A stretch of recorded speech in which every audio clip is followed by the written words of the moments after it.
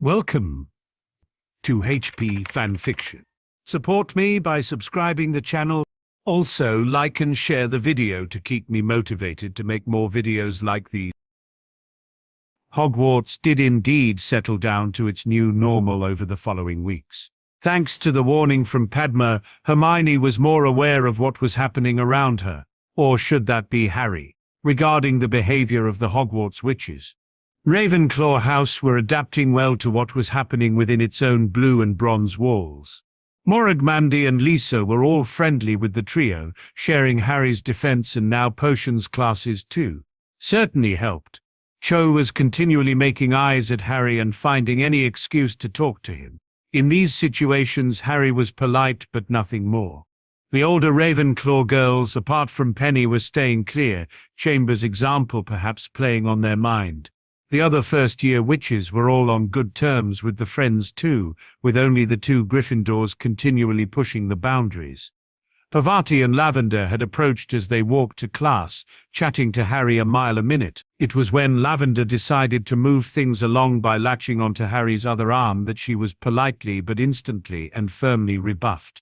"Miss Brown, never take a sword wielder's right arm unless it is specifically offered to you.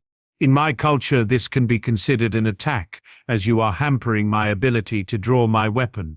Lavender released Harry's arm as if it was red hot and had just burned her fingers. No one wanted Harry to even think they were attacking him. They had now all seen what he could do with a blade.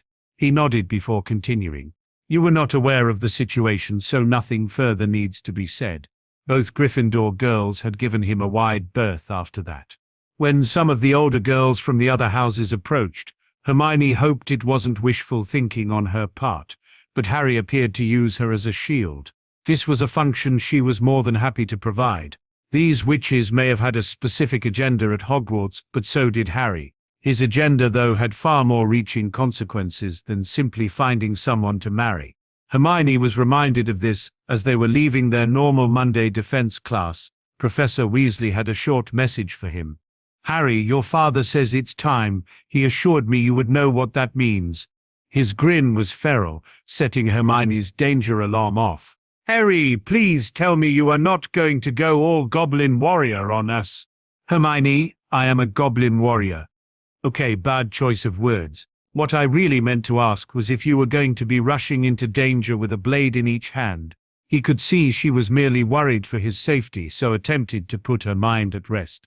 "Hermione, I have been tasked with ending a great wrong, and that's all I can say about the matter until it happens. What I will say is that I shouldn't need either of my blades to defend myself. There will be no danger at all."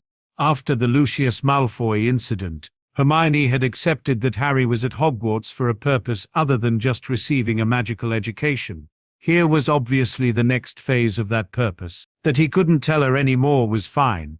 That he wouldn't be in any danger was all she really needed to know.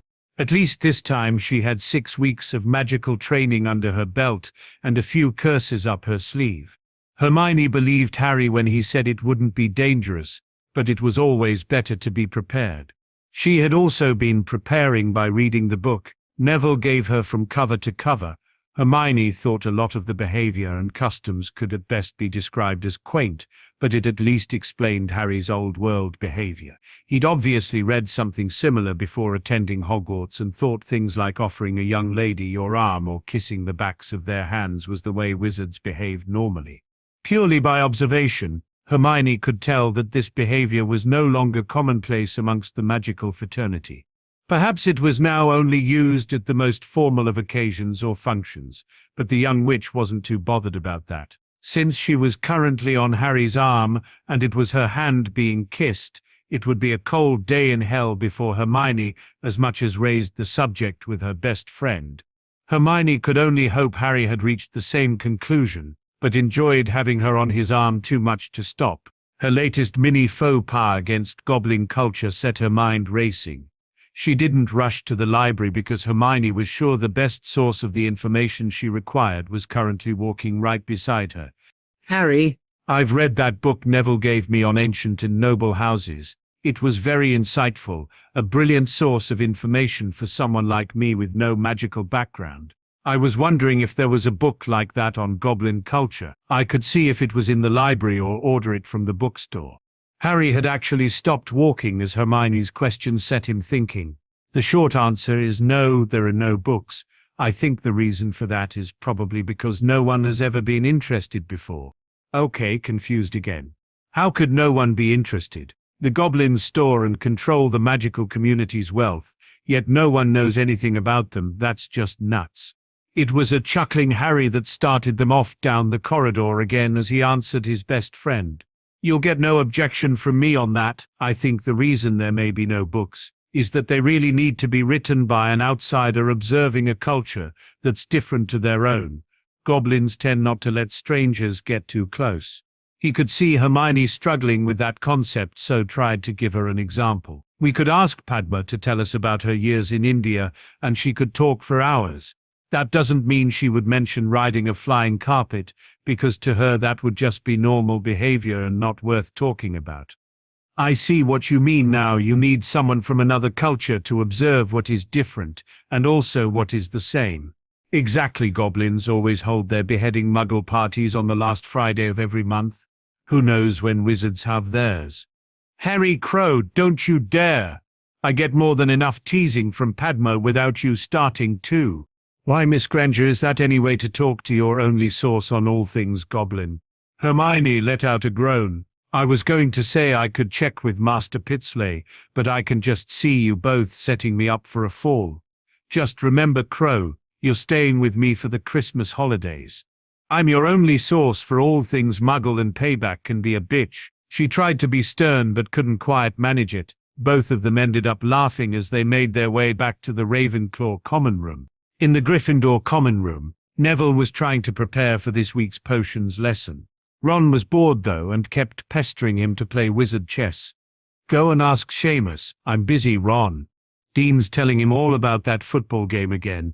Did you know they played it on the ground? 22 players and only one ball. Bloody mental if you ask me. Ron, I didn't ask you.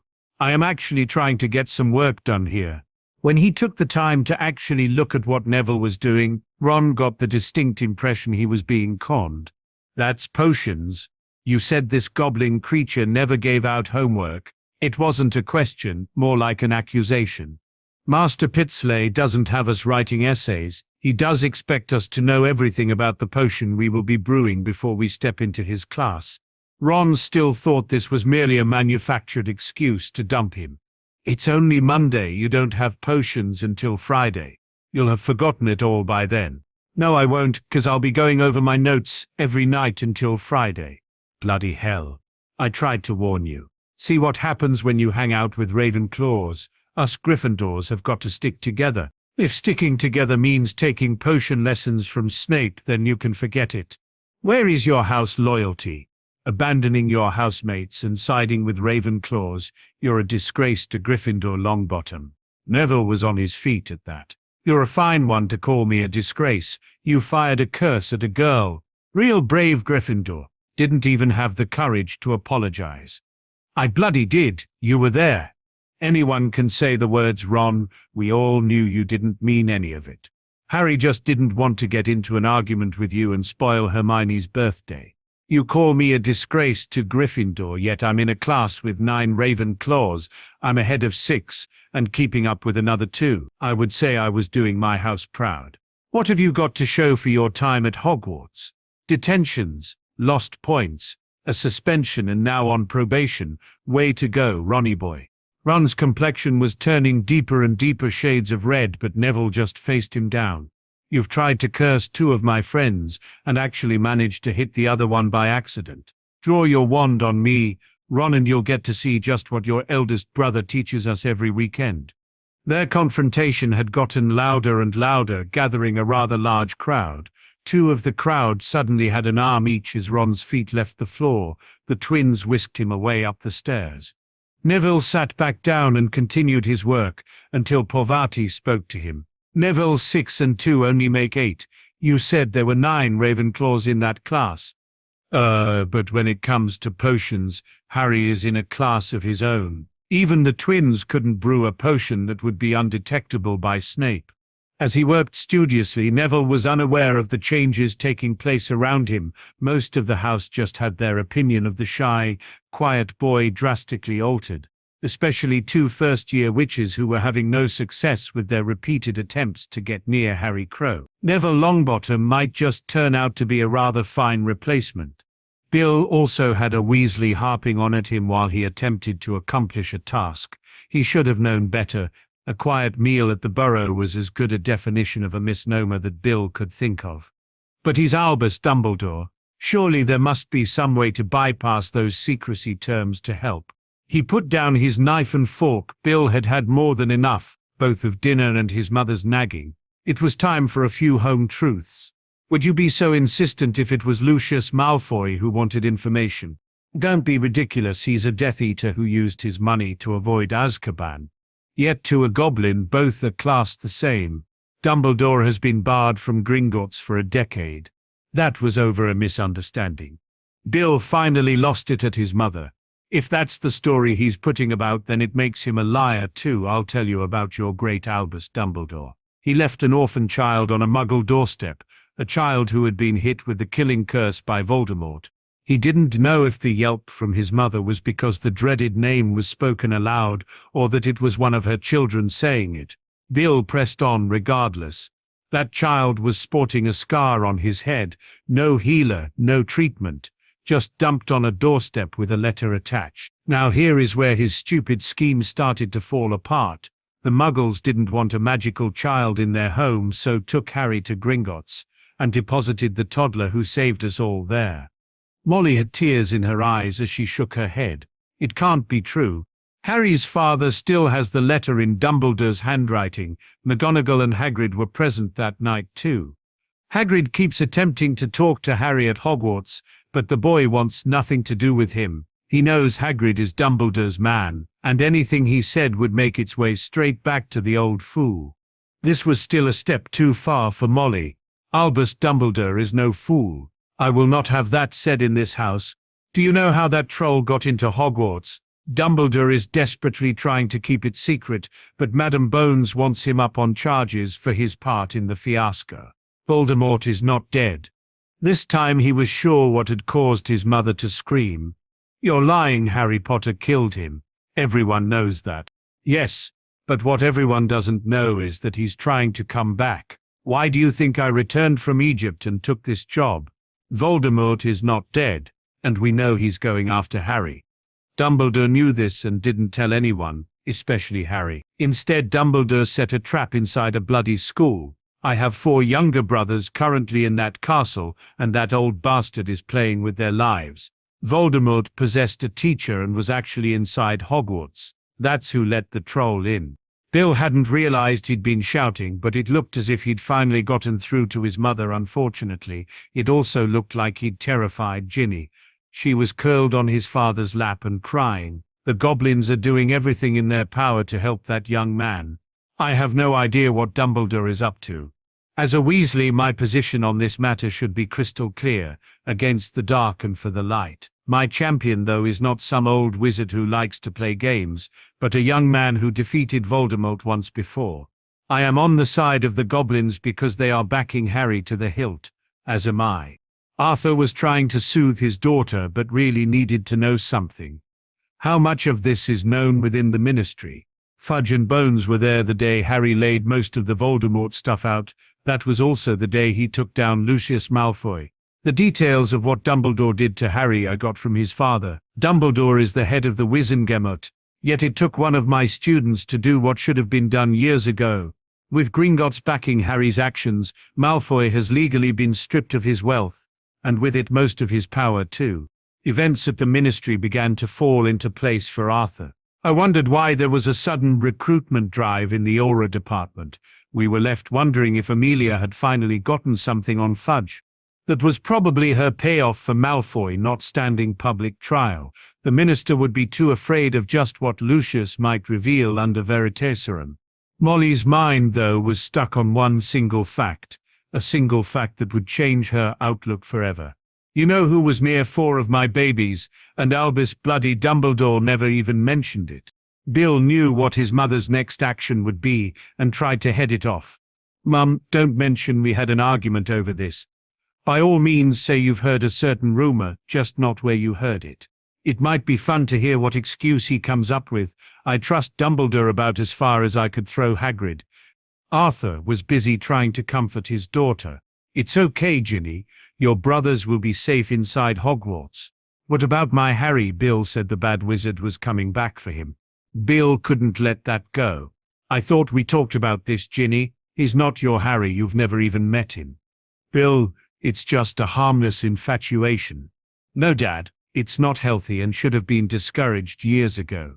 The last thing I want to see is Ginny getting hurt, but that's exactly what's going to happen if she doesn't stop this now. How do you think Ginny's going to react when she discovers this whole boy who lived fantasy she's constructed is just that, a fantasy? He absolutely hated to see his sister cry, but this needed to be said. Ginny's fantasy will inevitably come crashing down around her ears. Harry doesn't even know she exists, and already has his own set of close friends. At this point she will be heartbroken, and 600 miles from home, the twins and Percy are barely coping with Ron's problems. Do you honestly think they will be able to handle something like this? How do you know Harry won't like me? You can't possibly know that. He tried to phrase his answer in a way that would be as gentle as possible for his sister to take, yet at the same time get his point across. Harry Crow is a very serious young lad. Only the fact that he's in first year gives his age away. If you didn't know that, you would swear he was older. His friends are also really serious about their studies and being his friend. Every weekend I think I've pushed them too hard, yet the following week they're back and eager for more. They are rattling through the defense course, doing the same with potions and near the top of all their other classes. I have no idea what level they'll be at by the time they're ready to start second year. Bill could see this was not well received, and knew the next bit would be even less so. We already have one Weasley at Hogwarts disgracing himself due mainly to his immaturity. We really don't need a Weasley fangirl following Harry around like a little lost puppy. The fantasy needs to stop here before Ginny gets really hurt. I'm not saying she'll never be friends with Harry, I'll even introduce her, but this fantasizing over a boy she's never seen, never mind met, is not going to end well. Jenny focused only on one part of what her brother said. You would introduce me to Harry? Bill was torn. He wanted his sister to put this behind her, but Ginny clearly hadn't. Introducing her to Harry might just be the shock. Ginny needed to get over this infatuation, especially if Harry had a certain young witch on his arm. I'll introduce you to Harry when he gets off the express for the holidays. He could see her eyes practically sparkling at that, but had to give a warning. Harry's going to be spending Christmas with his best friend. Hermione asked both him and Padma to spend the holidays at her house. It looked as if Ginny had been told she'd won the profit grand draw, only then to be informed there was a mistake. His best friend? Isn't that the girl Ron mentioned as his girlfriend? Hermione Granger currently wears a goblin-made gold bracelet that's inscribed Harry, Hermione, best friends forever. Harry gave it to Hermione for her 12th birthday. Bill felt as though he was having to be cruel to be kind with Ginny. He'd watched as witches older and far more developed, both emotionally and physically, than Ginny had been rebuffed by his student. They were mostly mature enough to accept the knockback. Ginny wasn't. He watched as his sister made an excuse before heading up to her room. Arthur waited until she had left before confronting his eldest. Was that really necessary? Yes, Dad, it was. You've been filling Ginny's head with this boy who lived nonsense for years. It's only a children's storybook. To us, yes.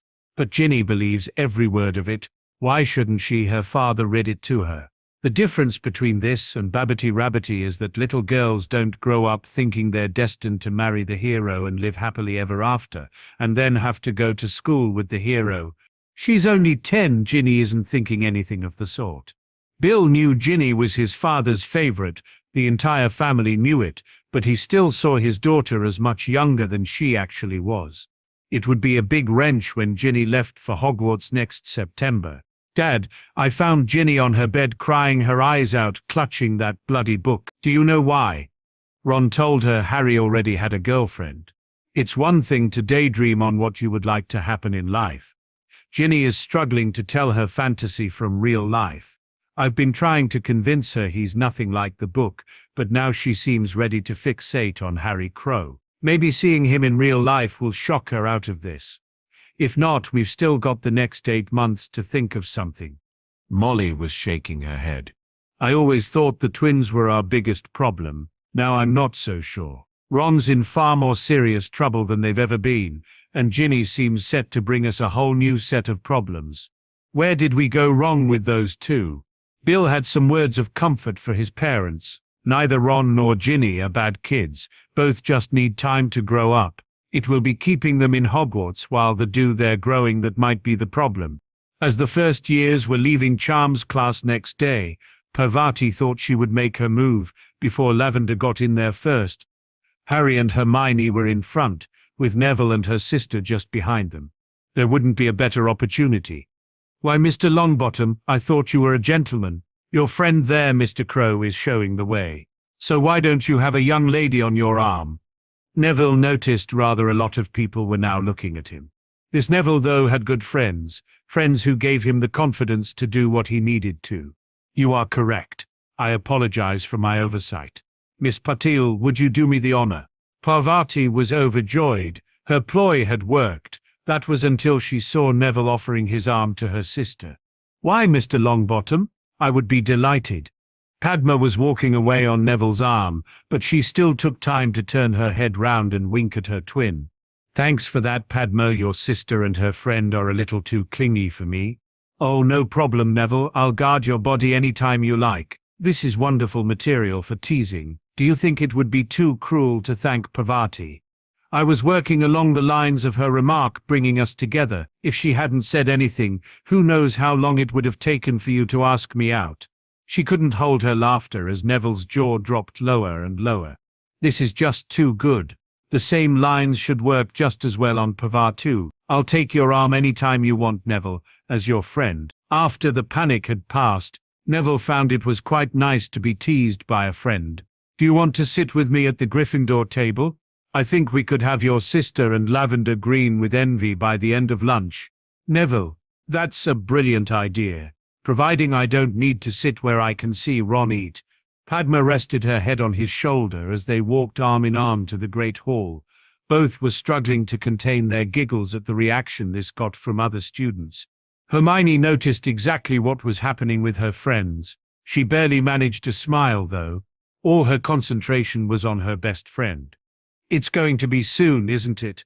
Goblins are masters of hiding their emotions, impossible to read. Sometimes it scares me just how well you can tell practically what I'm thinking. Remember, no one will be in any danger. Now let's both go and attempt to eat some lunch." Hermione didn't have too long to wait. The hammer fell their very next class. Professor Binns was droning on as usual, and as usual half the class was struggling to stay awake. That all changed when Harry Crow stood. This could be history in the making. Harry waited until the professor noticed him standing there. "As Hogwarts champion, I can no longer permit you to continue inflicting this torture and lies onto students. As a goblin, you disgust me almost as much as that butcher you called grandfather. How dare you sully my grandfather's good name? He died a hero fighting in the Goblin Rebellion of 1612. Bloody Binns and his band of cutthroats were responsible for starting what you refer to as the Goblin Rebellion of 1612. They didn't die heroes. They were tried, convicted of their many crimes, and sentenced to goblin justice." Binns was putting more emotion into this argument than anyone had ever seen him use during teaching. No one would be falling asleep in this class.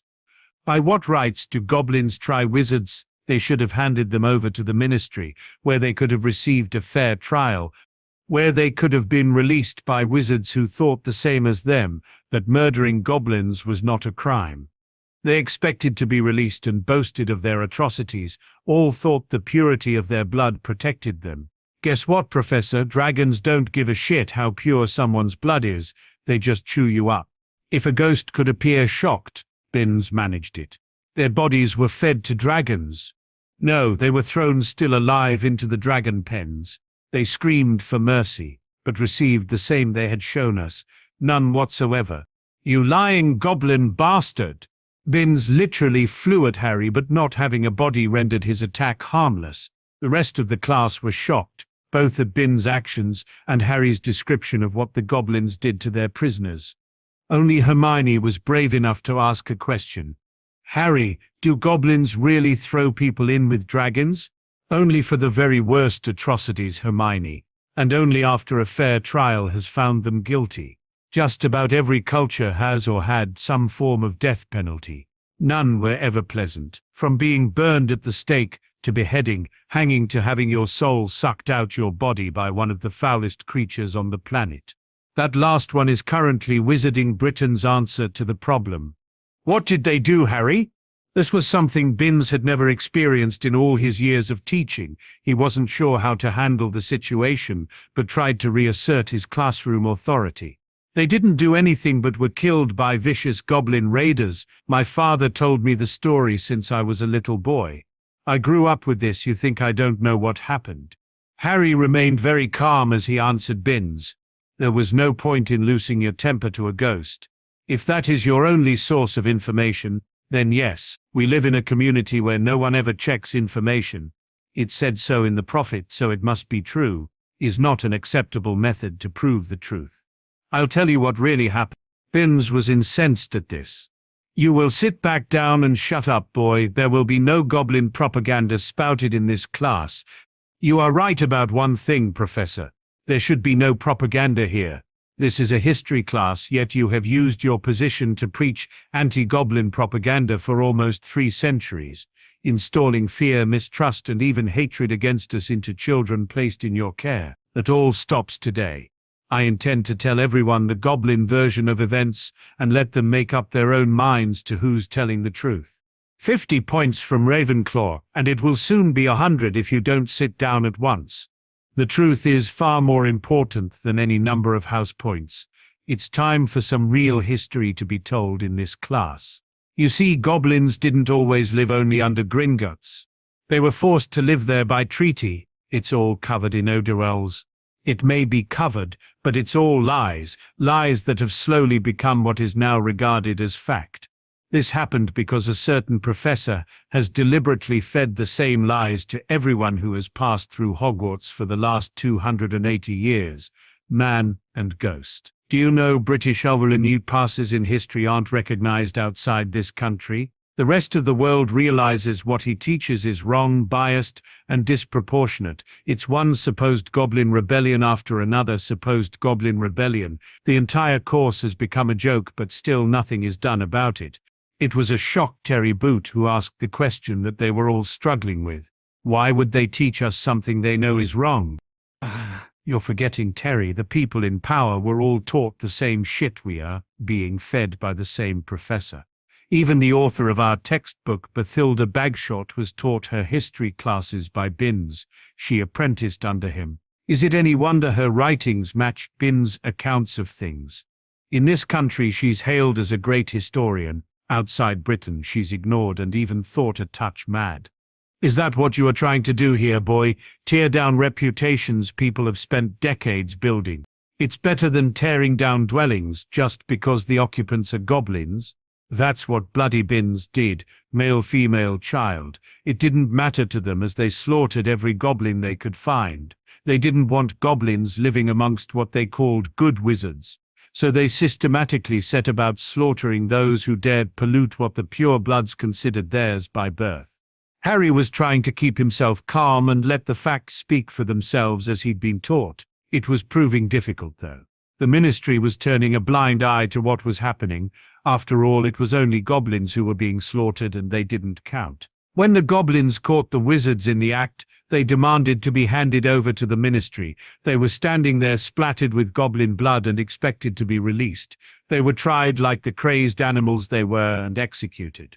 The class were hanging on Harry's every word and ignoring the continual docking of points from Binns.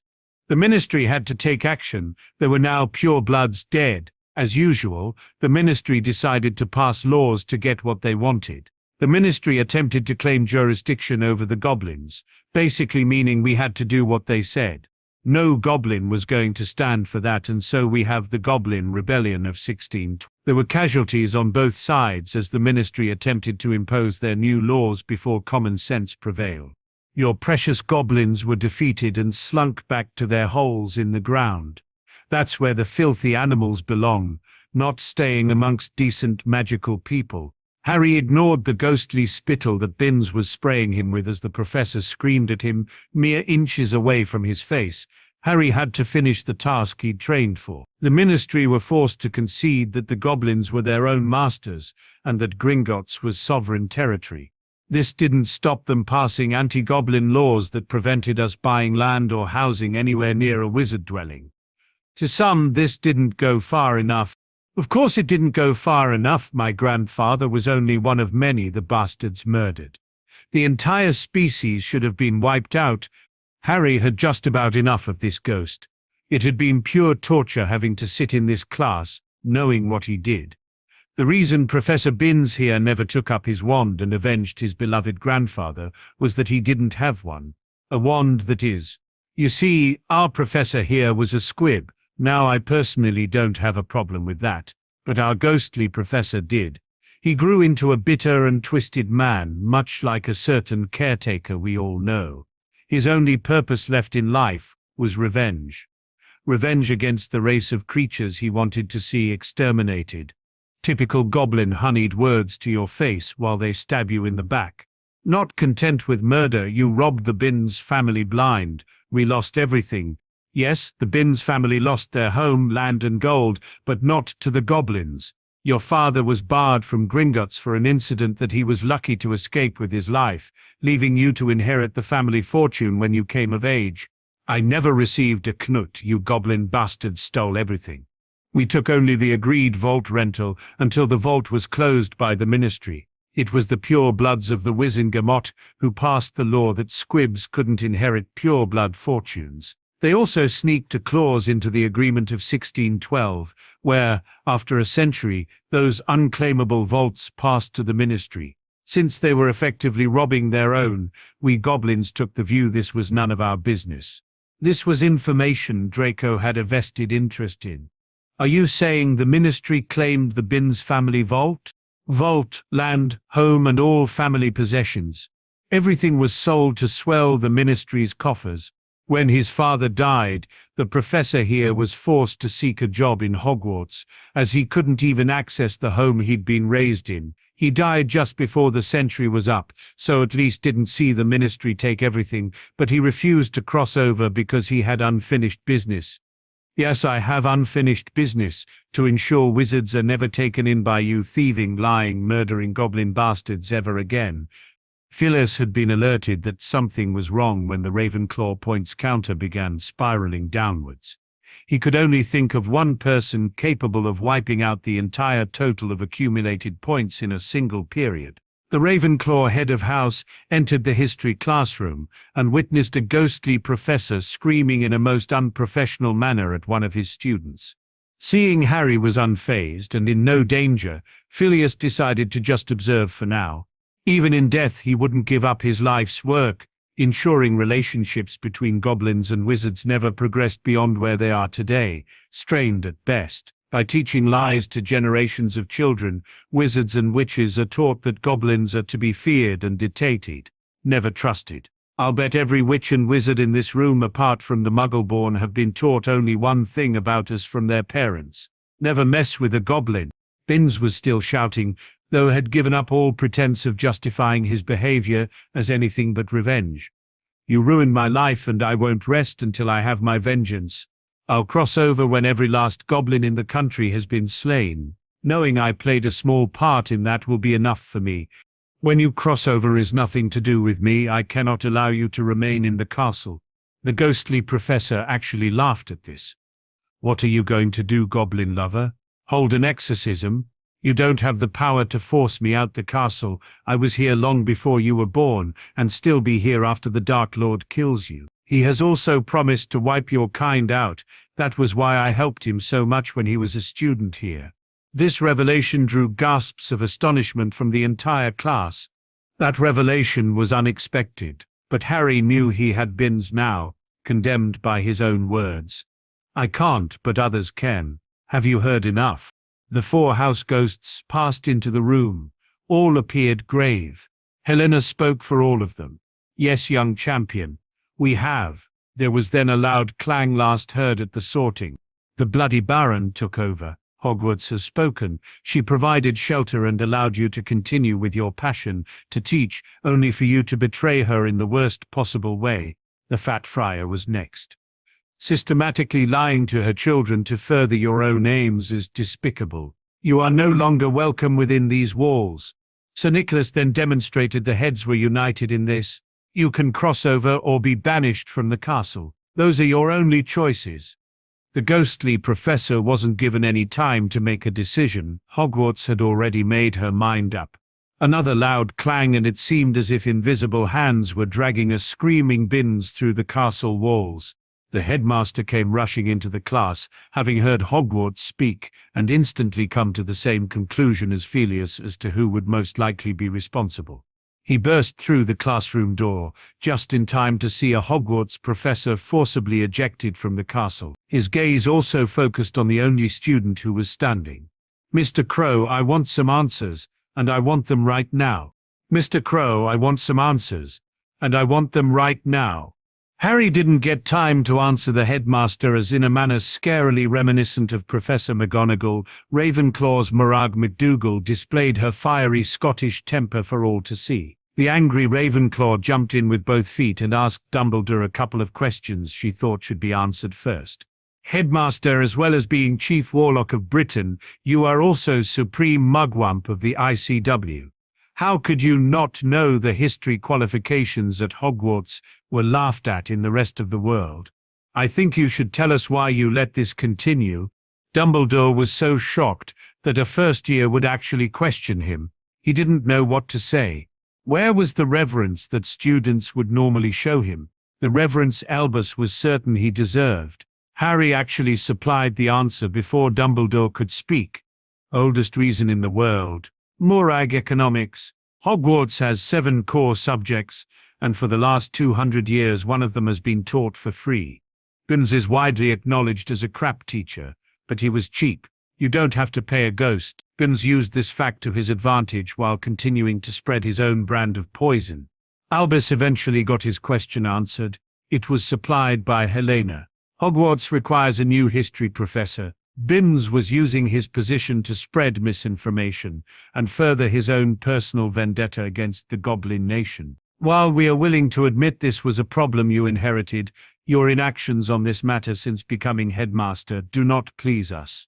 We have lived in this castle for many centuries and have become detached from the outside world.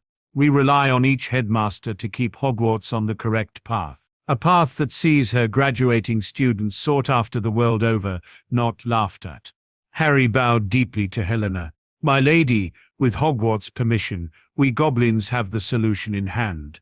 Albus didn't like the sound of this so-called solution one bit. And what will this solution consist of, Mr. Crow? Are there going to be lessons on how to hug a goblin? I don't think so, Headmaster, though Hermione and Padma could probably teach that course if you really think it's necessary.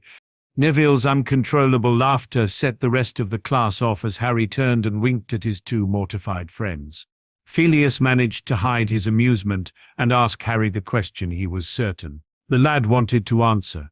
I'm sure it's just a particular goblin, Miss Granger, and Miss Patil want to hug. Just as I'm sure Mr. Crow's plans are a lot more advanced than that. Why don't you tell us about them, Harry? Thank you, Master Flitwick. My father didn't want his son leaving Hogwarts with an annuity that wasn't worth the parchment it was written on. As I am fluent in several languages, it would be easy for me to study and sit the accredited French or German history exam, but what about everyone else? That just wasn't good enough, and a solution had to be found. As Harry was spending more time with his housemates, they were getting to know him better. It was this that gave Lisa Turpin the confidence to ask Harry a question. Is that why you waited until today, Harry, so the problem could be fixed? Yes, Lisa. A course that meets the European standard had to be thrashed out, textbooks sourced and translated into English before a professor could be found to teach the new course. It took a while. Albus was shocked. And just who will pay for all this, Mr. Crow? Harry had a knowing smirk on his face. Headmaster, if there is one thing we goblins understand, it's economics. We are also well aware what would happen if Hogwarts was forced to put its prices up. The professor and all the textbooks will be funded by the newly formed Lily Potter Foundation. Unfortunately, this will only apply to the first 4 years at the moment. This is purely because anyone in their OWL year or over wouldn't have time to learn the new materials.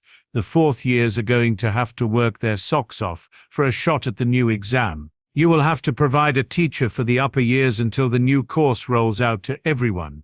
This was more than Albus could possibly have hoped for, but he wanted to clarify one thing before graciously accepting.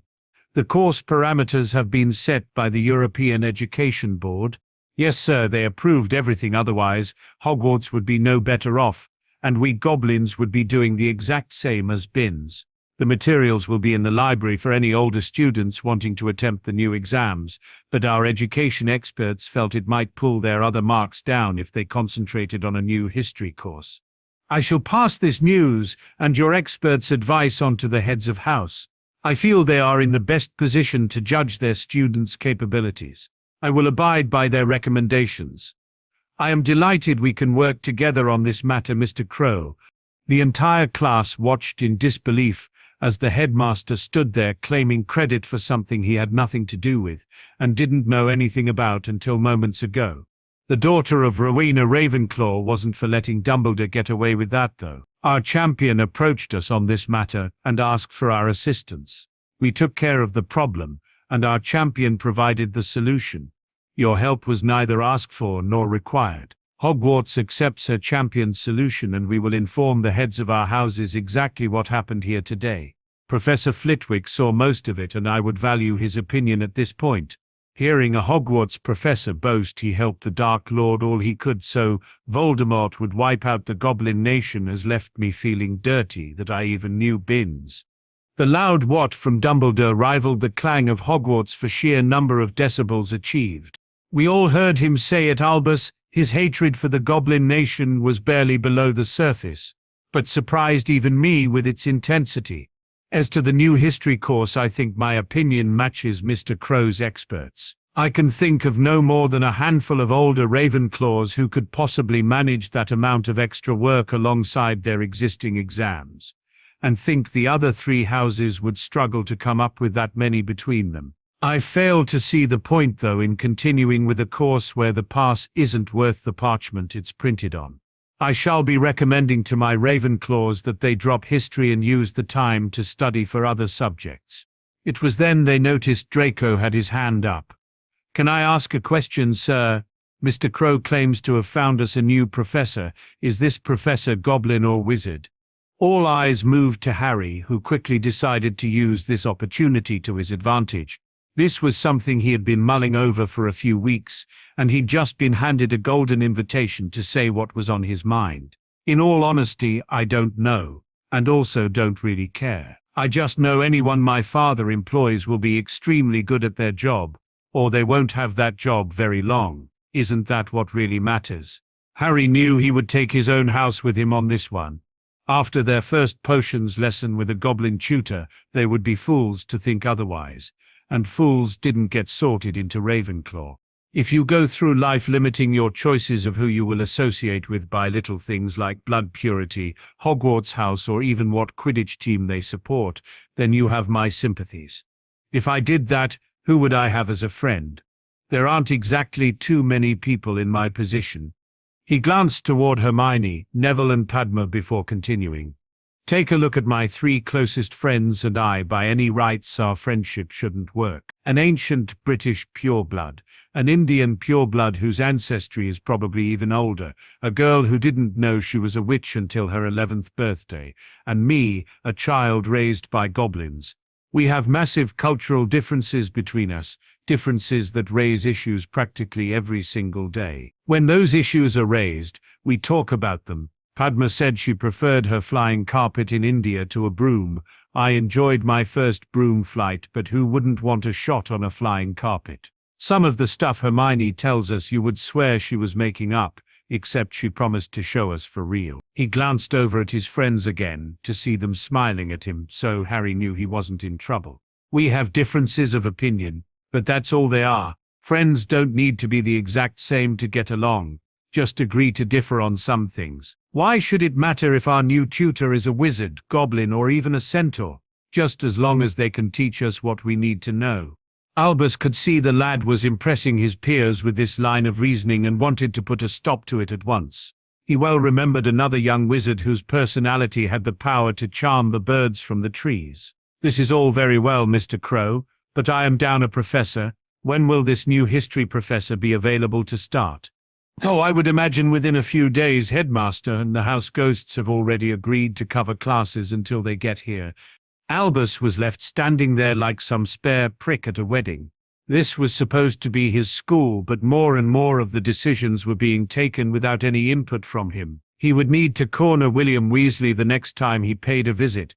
Albus desperately needed to know just what the goblins' final objective was here, preferably before Albus too found himself ejected from the castle.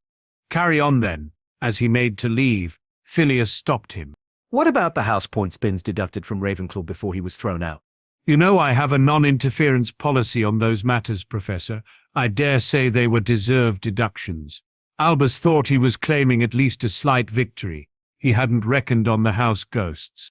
Helena was first. Mr. Crow, 50 points for bringing this matter to our attention, and another 50 for resolving Hogwarts history professor problem. Sir Nicholas then got in on the act. Miss McDougal, 50 points for having the courage to ask the headmaster that searching question, a question we all noticed he didn't answer. The bloody Baron wasn't going to be left out. Mr. Boot, 50 points for asking a question that got right to the heart of the matter. That left the fat friar adding numbers in his ghostly head. Miss Granger, 34 points for being a good and loyal friend. If I'm not mistaken, that takes Ravenclaw back to where they were at the start of the period. After just publicly stating he had a non-interference policy on house points, Albus was powerless to do anything. He left the class as the Hufflepuff ghost made the final proclamation, skulking back to his office. As they left a class none of them would ever forget, Hermione had one final question for the wizard whose arm she was on. Harry, what did you mean by knowing what would happen if Hogwarts put its prices up? Harry tried to think of an easy way to say this, but eventually just told it straight. Magical Britain is a very male-dominated culture. Most pure-blood witches are destined to raise children and adorn their husband's arm at social functions. They are sent to Hogwarts in the hope of meeting that husband. If the prices were to be pushed up too far, some fathers would question the expense of a formal education. They could decide not send them to Hogwarts, just choosing a likely husband for their daughter instead. Hermione was so shocked, she dropped Harry's arm. But that's just... As Hermione struggled for words, Harry tried to come to her aid. A different culture. Hermione, I stood in front of the entire first year and said we can talk out any differences. Please don't make a liar out of me. She had only one thought on her mind. Harry, please tell me Goblin society isn't the same. The pleading in her voice touched something deep within Harry. He led his best friend over to a small windowed alcove, and both of them sat on the bench seat recessed there. Goblins are a warrior race. Hermione, you need to remember that with what I'm about to tell you, there are certain restrictions that Goblin culture places on its females with regard to careers. He could see Hermione ready to comment on that, so quickly continued with his explanation. Females attend all the same classes as males do, though are more likely to be tutored in the use of lighter weapons in combat class. While they are certainly taught how to fight, it's more so they can defend themselves and their families. No goblin female can become a warrior or would ever be expected to fight in a war. This was something Hermione could grasp. There was currently a great debate in the British Army as to whether women could fight as frontline troops. It was a debate in which there were no quick or easy answers, so she could understand the goblin position on this. Harry took Hermione nodding her head as a good sign, so continued. Goblin females are also barred from working at any of the counters in Gringotts, but not for the reason you might think. Goblins are trained in how to deal with surly and sometimes downright rude wizards and witches who use Gringotts. No goblin warrior could ever stand by while a goblin female received the same abuse. There would be heads rolling along the bank floor on a daily basis. Hermione had now witnessed Harry's protectiveness on more than one occasion. It was a trait that made her go weak at the knees. Again, she had no problem imagining a Gringotts guard taking a blade to a wizard who happened to shout abuse at a female goblin. There are females whose greatest wish is to marry, raise children and be a full-time mother, just like there are ones who wish to choose a career too. You told me your mother and father are forms of healer who work together. A husband and wife who were both healers would not be an unusual occurrence in our society. In the magical community, this would be much more of a rarity. Harry, all I really wanted to know was that the female goblins got to make their own decisions. Barring a few positions that you've explained, it would appear so. We are still a male-dominated society, Hermione. No female could head a house. At the same time, no head of house would ever have anything to do with an arranged marriage, and goblin betrothal contracts just don't exist. Hermione's voice became a squeak as she struggled to get the words out. Betrothal contracts? Oh, the purebloods just love their betrothal contracts. I think there's about a sack full of them somewhere in Gringotts with Harry Potter's name on them. The last of the Potters is apparently quite a prize. There certainly will be offers in that sack from fathers of witches we both know in Hogwarts. Hermione's mouth was suddenly incredibly dry, but she had to know. What do you think of that? Harry shrugged. I'm a goblin warrior that has been given a mission I need to complete before I can live my life in peace. Until Voldemort is no longer a threat, I won't even consider anything like that. When he's gone, I know exactly what I want though. Hermione had stopped breathing as she desperately waited for Harry to continue. He appeared to be staring at something that wasn't there while she just wanted him to end this agony. My father told me my dad and mum were, as well as being a powerful and formidable couple, very much in love. That's what I want. He looked to his best friend for her opinion, to see Hermione wearing the biggest smile he'd ever witnessed. Do you think that's silly, Hermione? She slowly and deliberately wrapped her arms around him. Her head was beside his as she whispered in Harry's ear. That's what everyone wants, Harry, but I can't think of anyone who deserves to find it more than you. So, we okay? Of course we are silly. Cultural differences that we talk through. I would never make a liar out of my best friend. Was getting rid of Bins the end of it? Harry. Harry couldn't shake his head because it was currently nestled very comfortably next to Hermione's. He still had to give a negative answer though. Both my father and the director see this as nothing more than a few steps on a long road. She then asked the question that had been eating away at her for a while. Here was Hermione's opening to have it answered. But why you, Harry? Why do you have to be the one risking yourself to do these things? Harry still had her wrapped in his arms. He kept Hermione there as he answered. That's simple, Hermione, because I'm the only one who can. We goblins have been complaining about Bins for generations. That we had to make those complaints to the Department for the Regulation and Control of Magical Creatures should tell you how successful we were. The boy who lived was able to see Bins driven from the castle in a single afternoon. We may not see goblin-wizard relations where we would want them in our lifetime, but our children and their children should benefit from these changes. Hermione was in Harry's arms, now her favorite place in the entire world. Hearing him say, our children, just turned her entire insides to mush. She knew he didn't mean it that way, but a girl could dream. A certain girl also needed a long talk with her mother, first chance she could get. Harry enjoyed Hermione's snuggling into him, so continued talking to prolong this condition. He had no idea his best friend would quite happily stay there for the rest of the day. I can only work on the wizarding attitudes. My father and the director have probably the more difficult task of convincing the rest of our nation.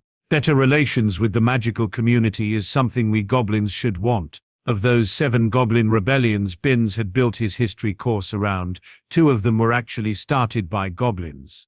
What he didn't teach, though, was that this pair of rebellions were actually put down by the goblin nation, with the guilty being punished. We still have a few goblins who hold on to their hatred every bit as bitterly as Bins, though not after death. They sat quietly, content just to be holding each other for a few minutes.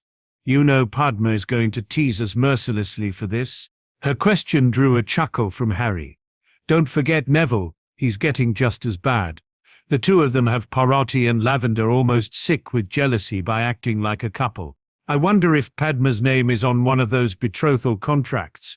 I don't know, but it's something I'll have to deal with when I become head of the Potter family.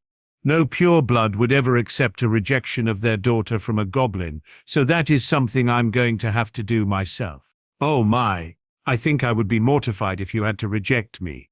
A moment of silence followed that remark before Harry managed to answer. I don't think I could do that to you. Hermione was once more having trouble breathing with a mouth that would match the Sahara for moisture content. Did Harry really just say that? Do I need to talk to my father about a contract? She had made the quip only partly in jest. Harry held her closer as he whispered his answer.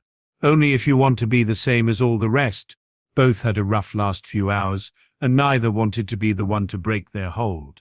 This was how Padma and Neville found them almost half an hour later. Their friends didn't tease, just handed over the food they had brought wrapped in napkins. Eating in the Great Hall with everyone staring at you was overrated anyway. Barchoke marched down the corridor to the director's office. He didn't have an appointment, but also didn't think that would matter today. The letter in his hand was all the appointment he needed. Once in the director's presence, Barchoke wasted no time in passing on the news or the letter. Director, my son has done it. The pride in his son's achievement practically radiated off Barchoke. If it was possible for a goblin to glow, then he managed it. Ragnarok read the letter and his delight matched that of Barchoke. Bloody Binz's grandson finally ejected from the castle. This is a great day, my friend. Even at this early hour, Ragnarok shouted for Goblin Grog to celebrate this famous victory. When both of them had a tankard, Ragnarok offered a toast. Almost 10 years ago I named your son Old Crow, because I found it amusing. Like a true goblin, by his achievements he has turned the joke back on me.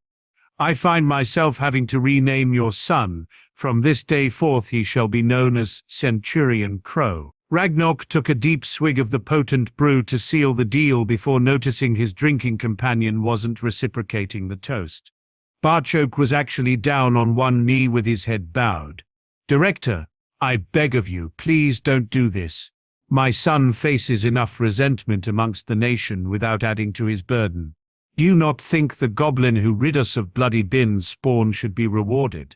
Yes, Director, but nothing, Barchoke. You have raised a fine son, a proud goblin warrior. His tutors and trainers returned glowing reports.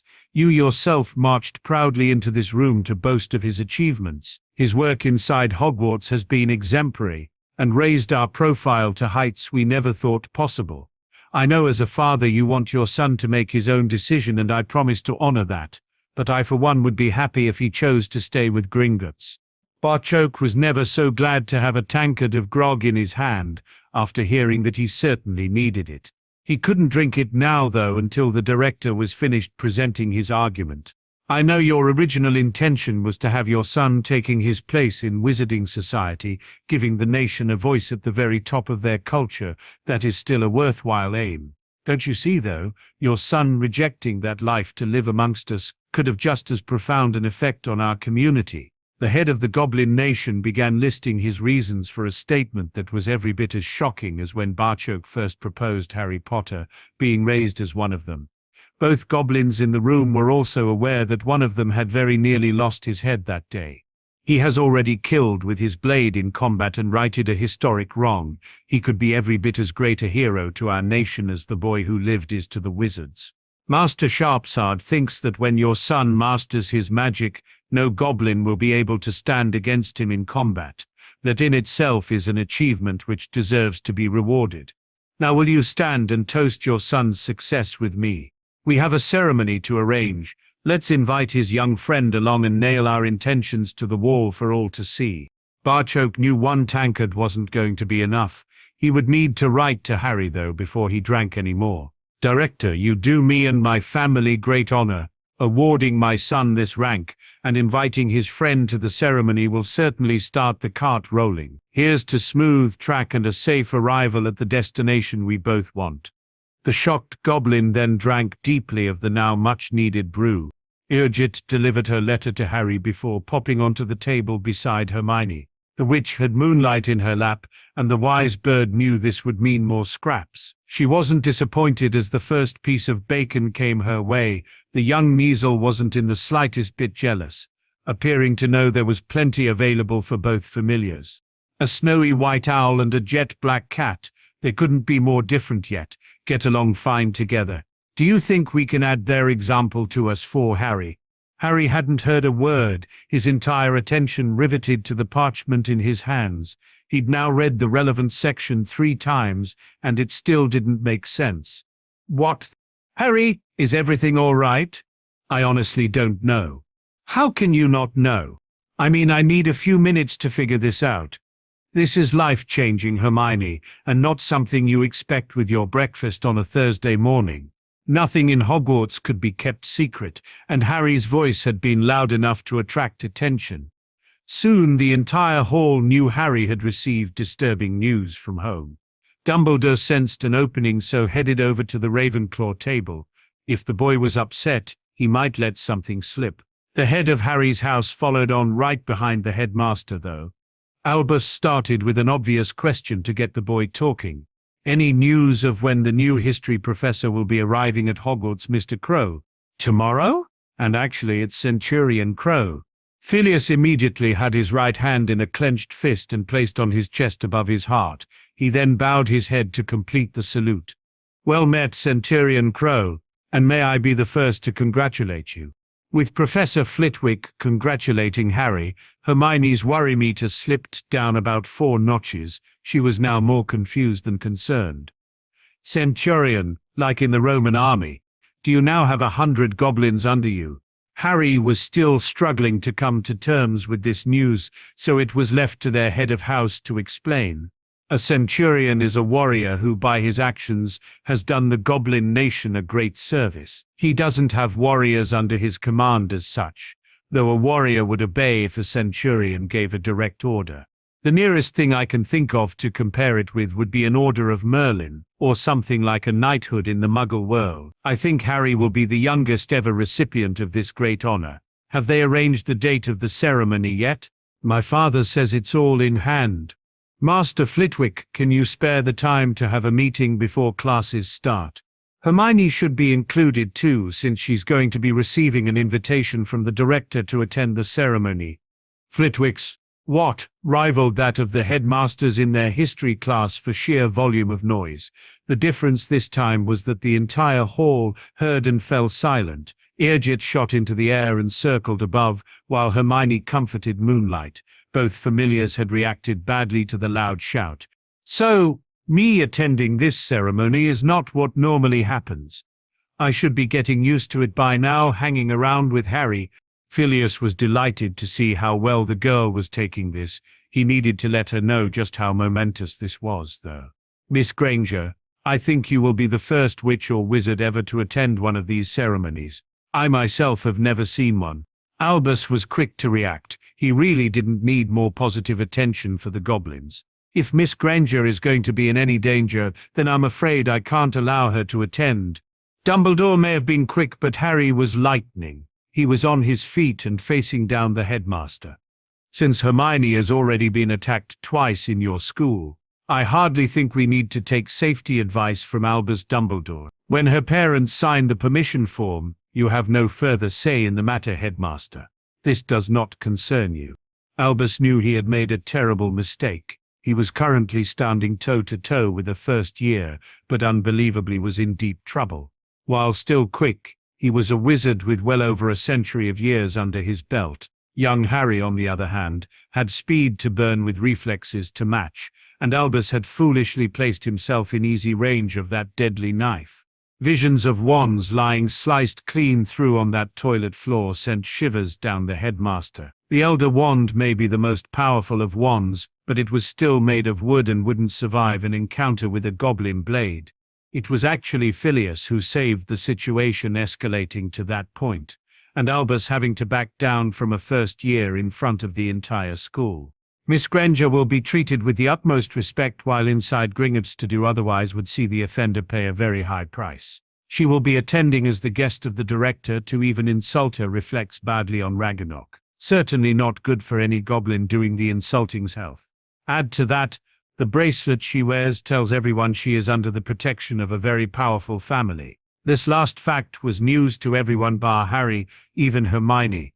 Filius explained the bracelet's significance in goblin culture to the entire hall, all of whom were now listening intently. Professor McGonagall is known for wearing a piece of her clan tartan as part of her robes.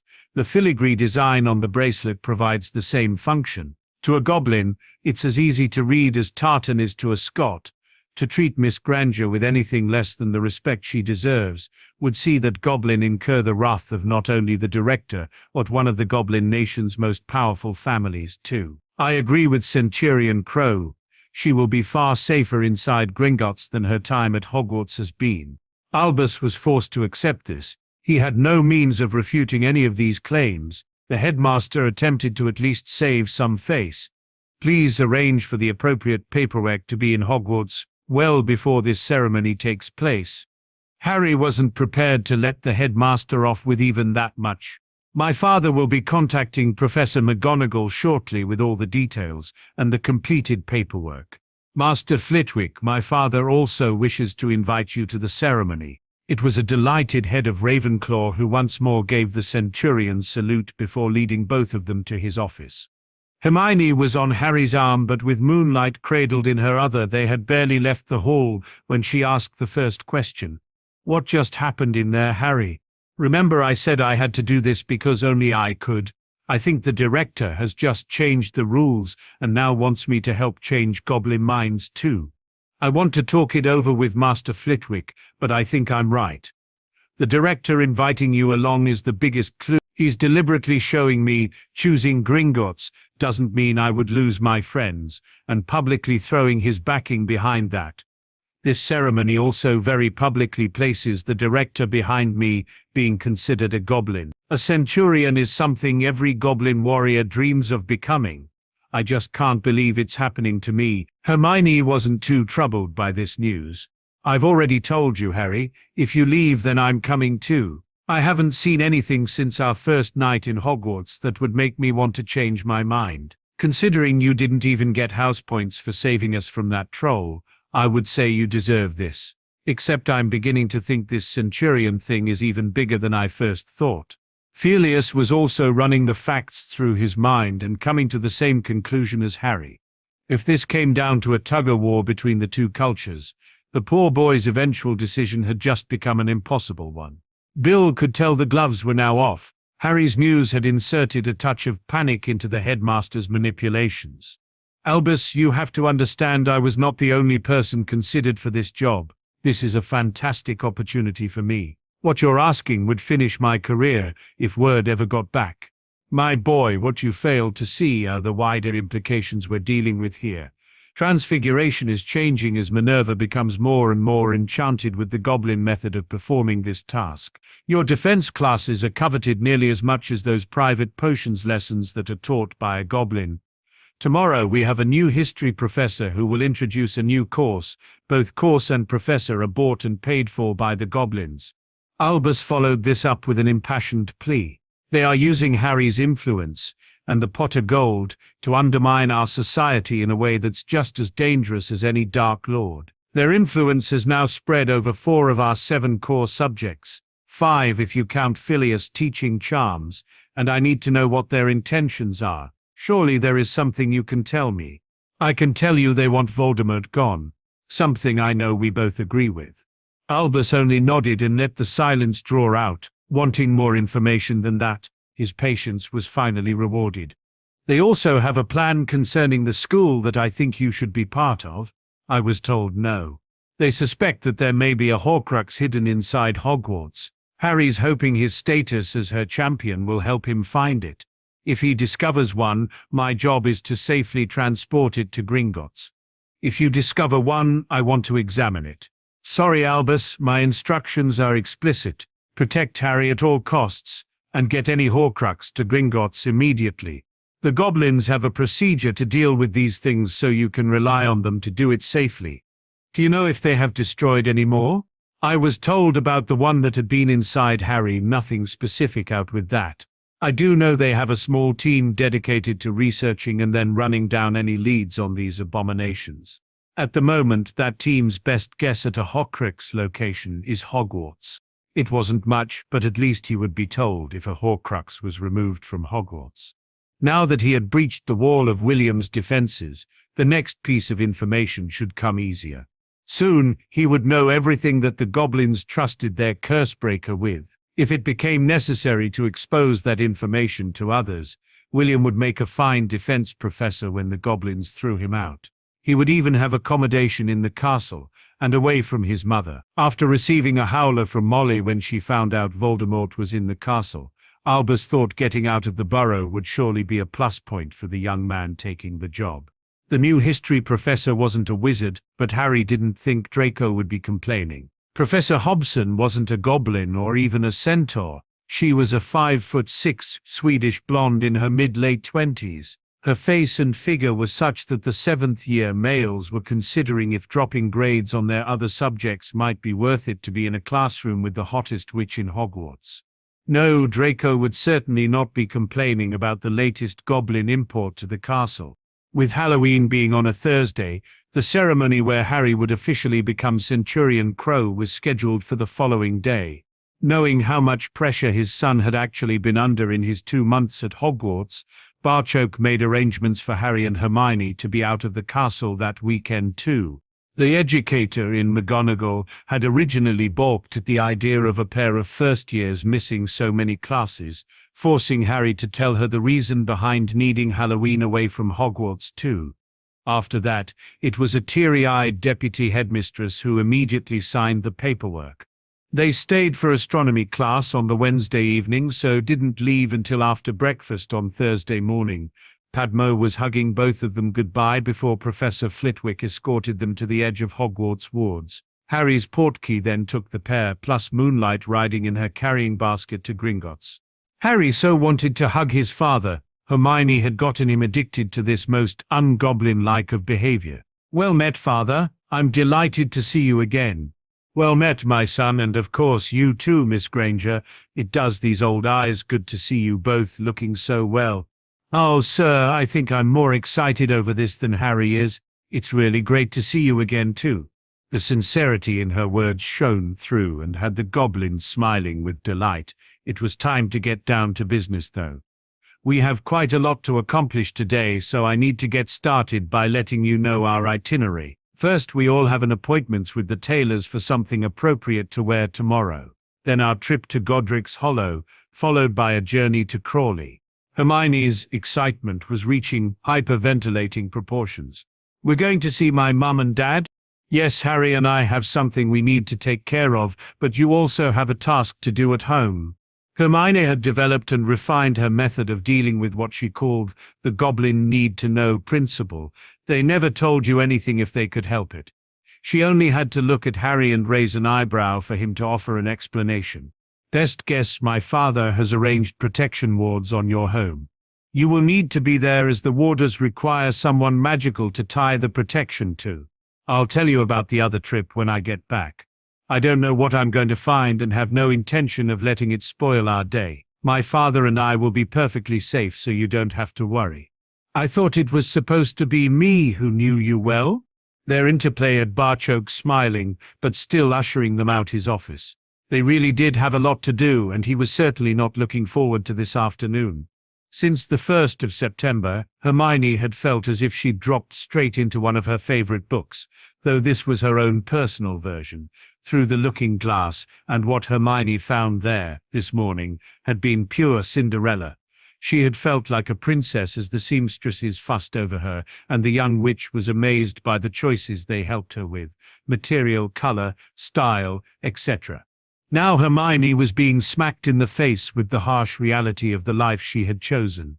Standing there as Harry introduced her to his parents at their graveside was in one way uplifting and yet utterly heartbreaking at the same time. Both his parents had been only 21 when they were murdered, and Hermione didn't know what to make of the inscription on their headstone. The last enemy that shall be destroyed is death. She stood there trying to be a good friend while Harry talked of meeting her on the Express and all their adventures to date. He was always modest when describing his actions in these events, and when saying the Goblin Nation was honoring him by awarding the rank of Centurion, he told his mum about their classes, while saying to his father he'd enjoyed his first flight on a broom, but had yet to see a Quidditch match. Hermione's heart was breaking for her best friend. She so couldn't wait to hug her parents and tell her mum and dad she loved them both. The portkey had barely set the group down in her enclosed back garden, and Hermione was already racing through the French doors while shouting for her parents. It was a smiling Harry who picked up Moonlight's basket and followed his father in the direction his best friend had shot off. They soon came across all three Grangers sharing a needy and tearful hug. Harry felt as if they were intruding until Hermione broke away from her parents and was quickly dragging him over to meet them. "Mum, Dad, this is Harry." Hermione was in her usual position of being on Harry's left arm, so he had to sit Moonlight's carrier down to offer her father his hand. "Pleased to meet you, sir." While Dan was noticing how firm this young lad's handshake was, and just how comfortable his daughter appeared on his arm, Harry was getting his first close look at Hermione's parents. He would place both about late 30s, with her father easily qualifying for the tall, dark and handsome tag that he'd heard some of the witches banding about in Hogwarts.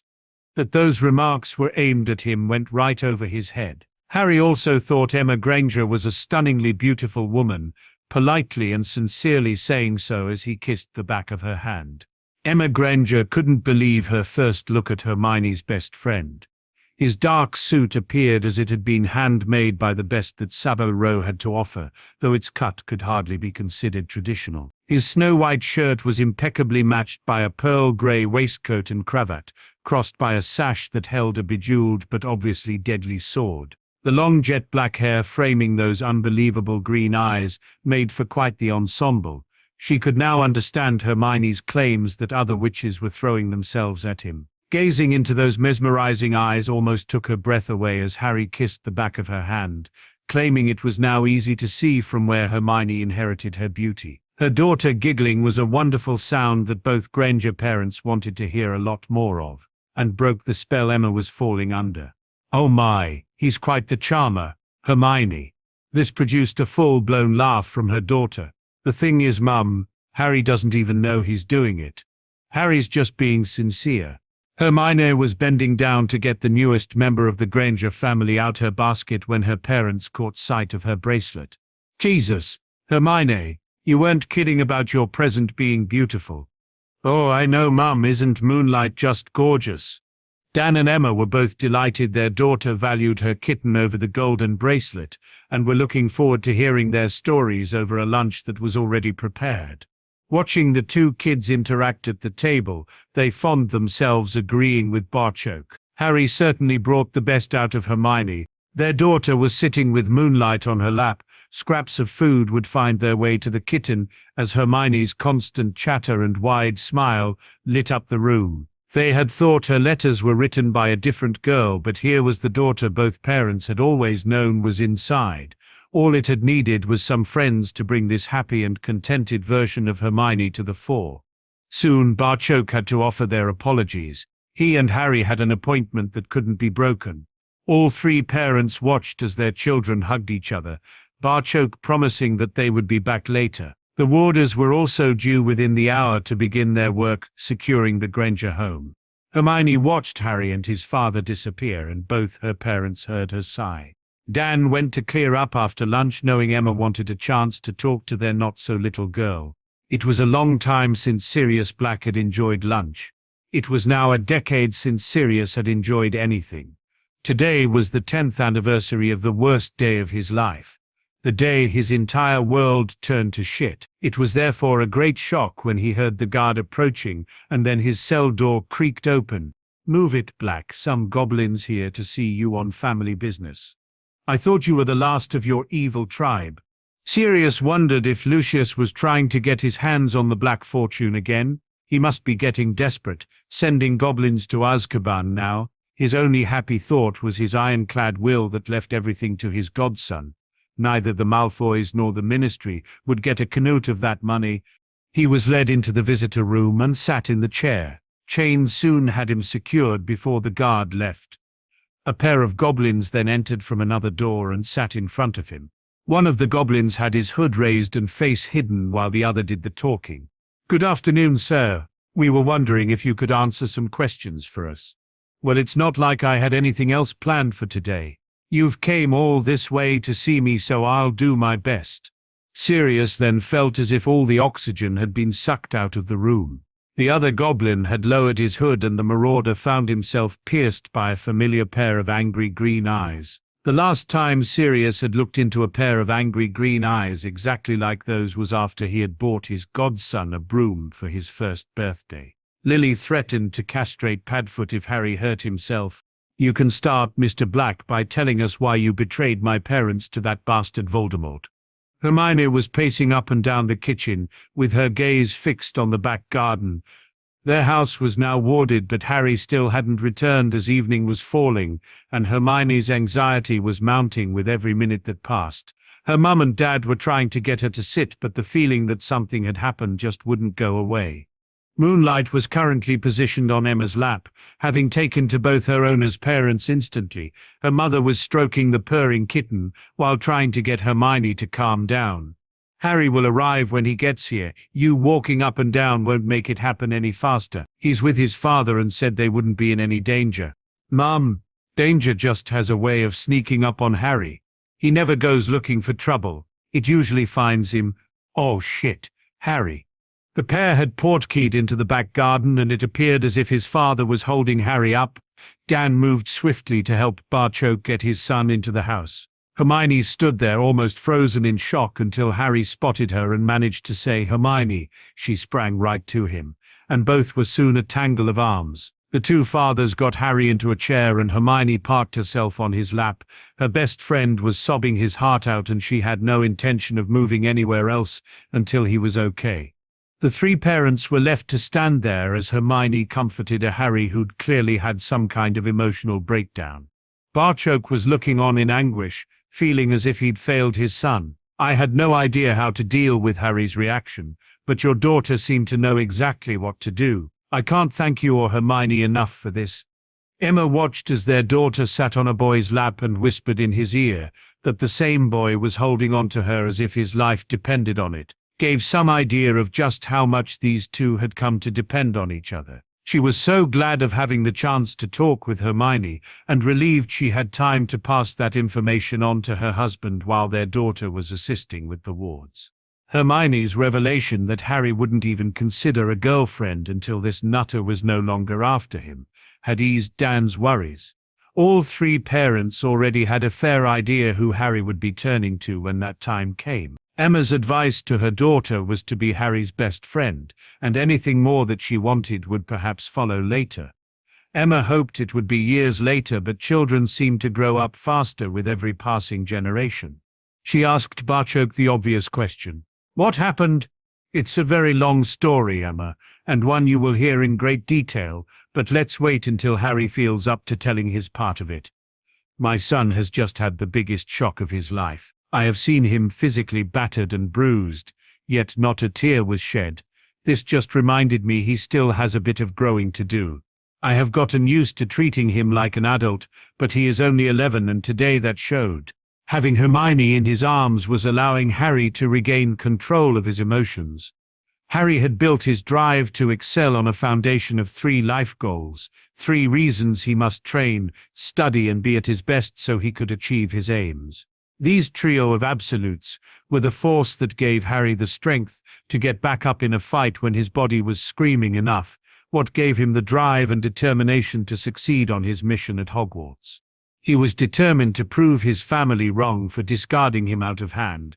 His greatest wish was to one day confront them. In his book, a child being magical was not a good enough reason to throw that child away. His father was a different species, and in his own way, loved him very much. Goblins worshipped their children and Harry had been raised as a goblin, so his abandonment at his relatives' hands was a scar that went really deep. Secondly, he needed to see Voldemort gone forever. Even without the prophecy, this would have been one of his main goals. Revenge was a concept that spanned many cultures, but Harry considered it more a case of delayed justice. Voldemort had killed his parents, and would be coming back to try for him again. Seeing this monster gone forever was something that had to be done, and according to the prophecy, only he could do it. Thirdly, Harry desperately wanted to look the wizard in the eye that had betrayed his parents and ask him why, before spitting in the bastard's face. Today he thought he would accomplish one of those aims, only to discover it was the wrong man held in Azkaban. This had badly shaken those painstakingly constructed foundations, and Harry didn't know how to deal with the situation he now found himself in. When Harry began to speak, it was to Hermione he addressed himself. The three parents just sat and listened, almost forgotten about by their children. Hermione, I have hated someone for as long as I can remember. I took delight and comfort from the fact he was locked away in the toughest prison on the planet. No punishment was too harsh for this person, no suffering too great. Today my father and I went to Azkaban to confront this criminal. Hermione's gasp of shock saw Harry falter for a moment. It also allowed Barchoke to quietly explain to her parents just what Azkaban was. Hermione, now holding Harry even tighter at the mention of that foul place, gave him the strength to continue. I found an innocent man, Hermione. I found family I didn't know I had. I found a godfather who even after 10 years in Azkaban still loves me. How could I be so wrong? What else in my life am I totally wrong about? I don't know what to do next. Hermione. His best friend instinctively understood what the problem was here. Harry's very beliefs had just taken a massive hit. There was also the fact that another person said they loved him, apparently not something goblins were noted for saying to each other. Hermione had come to understand Harry very well, and thought she knew what to say to help her best friend. Love him back, Harry. That's all you can do. If he really loves you, then that's all he would want. Let the adults work on how to get him out of there. You can't do any more at the moment. Harry was crying again, but this time it seemed different. Gone were the distraught, heart-wrenching sobs. This was more like a welcome release. As they watched Hermione once more work her soothing magic on her best friend, Dan needed to know something from Barchoke. Is this man really innocent? We have searched for years, attempting to unearth information on Sirius Black, the man who betrayed Harry's parents. That we couldn't find any surprised us. The Ministry aren't usually that efficient at keeping secrets, and left us with no option but to approach the source. Sirius's claims that he never had a trial or was even questioned answers our lack of records problem. With his permission, we were able to access the Black Vaults. Harry is indeed his godson, and sole heir to the Black title and fortune. Emma couldn't get her head around this development. How could an innocent man end up in prison without even a trial? Powerful figures wanted him there. Emma, that was all it took. The man was in tears, claiming he had let down his godson. He was at Harry's parents' home that night after the attack, and wanted to take baby Harry with him. Dumbledore already had plans in place, and Sirius was denied his legal right. Instead, he went after the real betrayer but was caught before he could kill the traitor. Sirius was again denied his legal rights. He awoke in Azkaban and has been there for the last 10 years. Harry then tried to comfort Sirius by giving him a quick overview of his own life, before becoming distraught with himself that we hadn't taken any action earlier. Earlier. Harry, you had to stay hidden.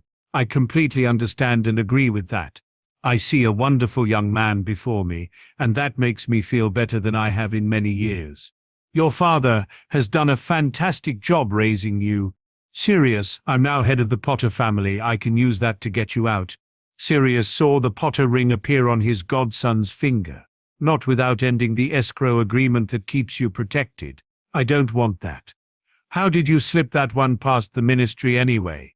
We placed the documents in a bundle of goblin complaints against the Ministry and filed them with the Department for the Regulation and Control of Magical Creatures.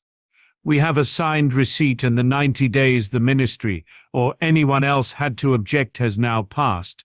That is so sneaky. I love it. Please listen to me. You couldn't have registered those papers before your 11th birthday. So the 90 days must have just passed this week. You couldn't have come here any quicker even if you wanted to. Harry started sobbing then, knowing what he had come here to do, confront his parents' betrayer and spit in Sirius Black's face. Listen to me, Harry. Knowing you are safe and well will allow me to survive in here. Yes, I want out, but not at any cost to the only person in the world who means anything to me. They heard the guard returning and Harry flew to hug his chained godfather. His father was left to pull his son's hood up and stop Harry attacking the guard as the idiot berated and manhandled Sirius out the room. "Who present? Who present?" Dan had a query.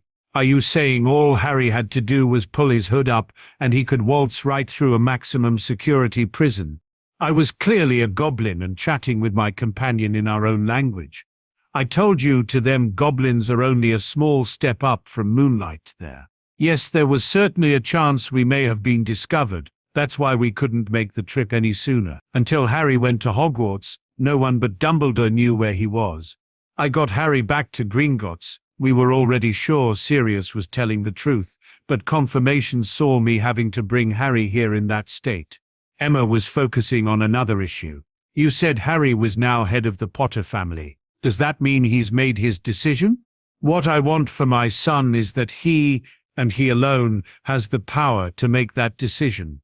This was crucial in that our greatest fear was the Ministry or Dumbledore would find or even invent some legal loophole to tear Harry away from me. The escrow agreement means he's considered property until he reaches the age of 17, or the head of the Potter family decrees otherwise. Since that is now Harry, he has the power to end it at any point he so chooses. At the moment, though, this would have the effect of throwing him to the wolves. He has trained hard and studied even harder for what he knew was awaiting him at Hogwarts.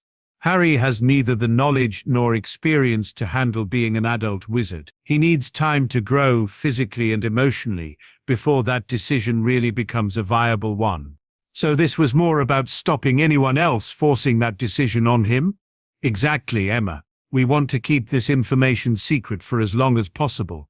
I don't want Harry jumping into anything and getting some short-term gain, but losing in the long run. Sirius picked up on that aspect at once, which was why he didn't want Harry rushing out and declaring himself head of the Potter family to help. Will he have to deal with this sackload of betrothal contracts now? Barchoke's eyebrows shot up at that. He told Hermione about them. Emma was confused at the surprise. You could almost say shock. Her question had been greeted with, "Yes, is there something wrong with that?"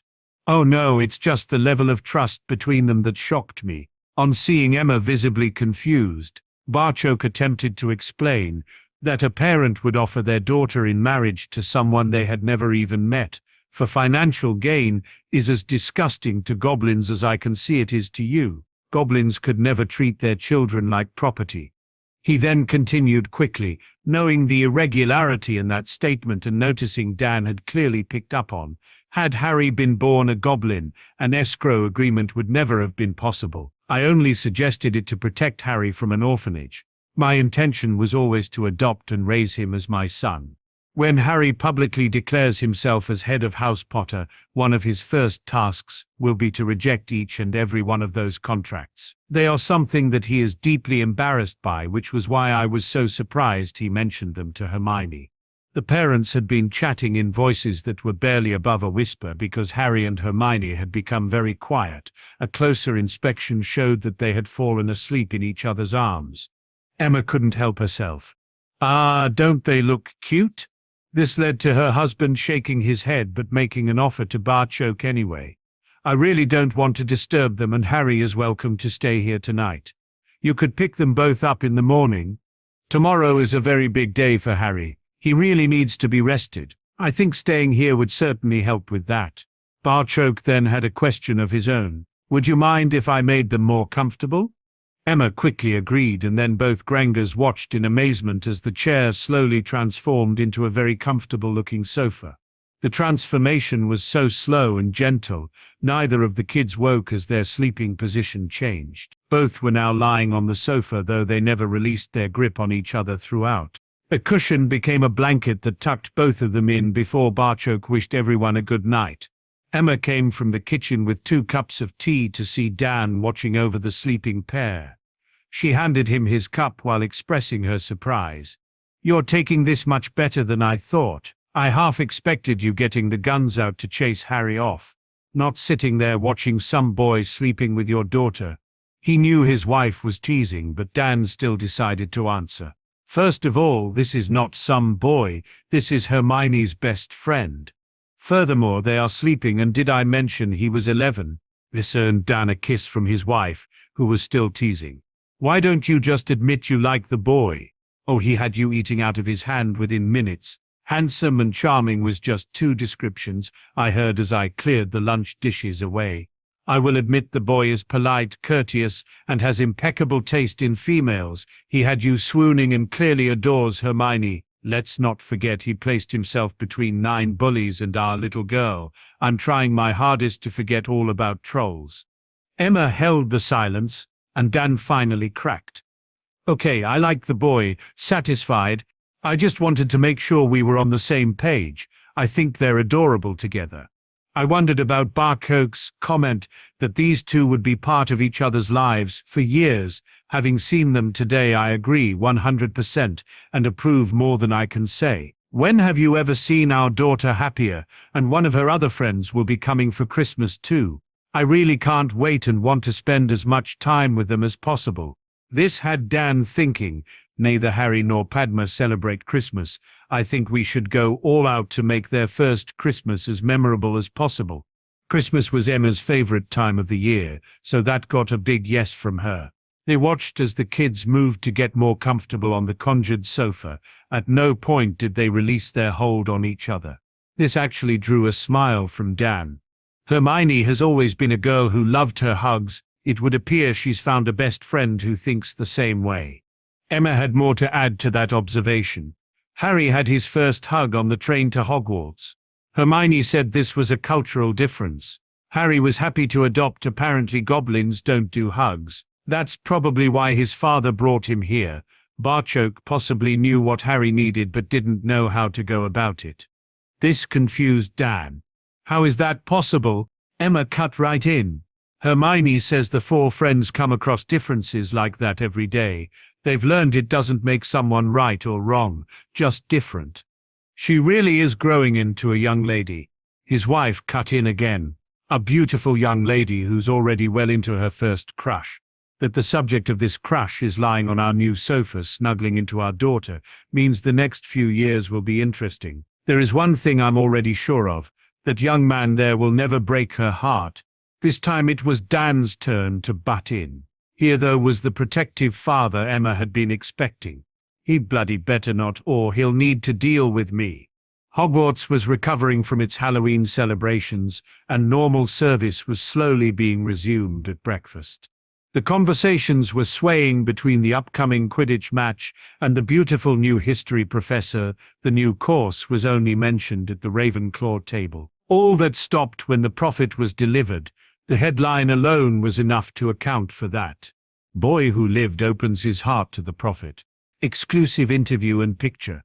They did indeed have a picture of Harry, with Hermione of course on his arm. The flowers in his hand were assumed to be for her.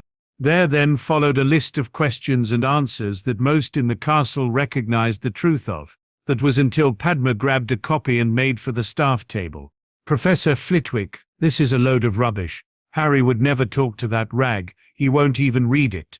"I am inclined to agree with you, Miss Patil, but that picture is undoubtedly Mr. Crow and Miss Granger, and most of us recognize some truth in the article." She was joined by an angry Neville who defended his friends just as stoutly. "Padma and I know what Harry and Hermione had planned yesterday. It's just not possible for this interview to have taken place. All this supposed interview goes on about is how happy Harry is at Hogwarts. Where does it say he had to fight a troll and provide 3 of his own tutors?" Neville totally agreed with Padma on this point.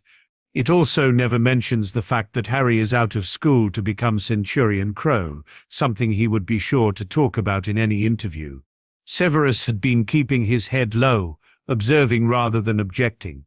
The boys' takedown of bins had been pure Slytherin in the way it was handled. The foundation, named after his mother supporting a new history course, had also grudgingly won the potion master's respect. This interview in today's Prophet was more like the behavior he had expected from James Potter's spawn. Severus was head of Slytherin though, so decided to act like one. "How can you be so sure of that, Mr. Longbottom?" Neville and Padma shared a long look. They may be breaking a confidence of Harry's, but this interview made their friend seem like an arrogant arsehole. Their decision was made. His father was taking him to visit his mum and dad's grave.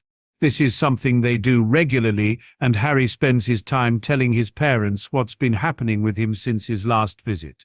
He invited Hermione along, and those flowers will be laid on his mum and dad's graves. This is something Harry would never allow the Prophet anywhere near. I don't know how they got this information and picture, but I'm certain Harry knew nothing about it. Professor McGonagall then stood and confirmed what her young lion had just said. "I was aware of where Mr. Crow and Miss Granger were yesterday, and totally agree with Mr. Longbottom. Harry's father would never allow the Prophet anywhere near his son, and especially not with yesterday being the anniversary of his parents' murder. Knowing that family as I do, I expect their retaliation to be swift and brutal. I would hate to be the one who leaked Mr. Crow's whereabouts to the press." Padma didn't see McGonagall's gaze settle on Dumbledore. She was too busy staring at the newspaper in her hands. "I think it's time this newspaper was treated as the rubbish it is." She began to physically rip the Prophet to shreds. Severus got in before anyone else could. "Miss Patil, I will not sit here and watch you throw rubbish all over the floor." 1 point from Ravenclaw. The head of Slytherin then banished his own copy before returning to eat his breakfast. Severus Snape had made his decision. Harry Crow was the son of the best friend he ever or would ever have.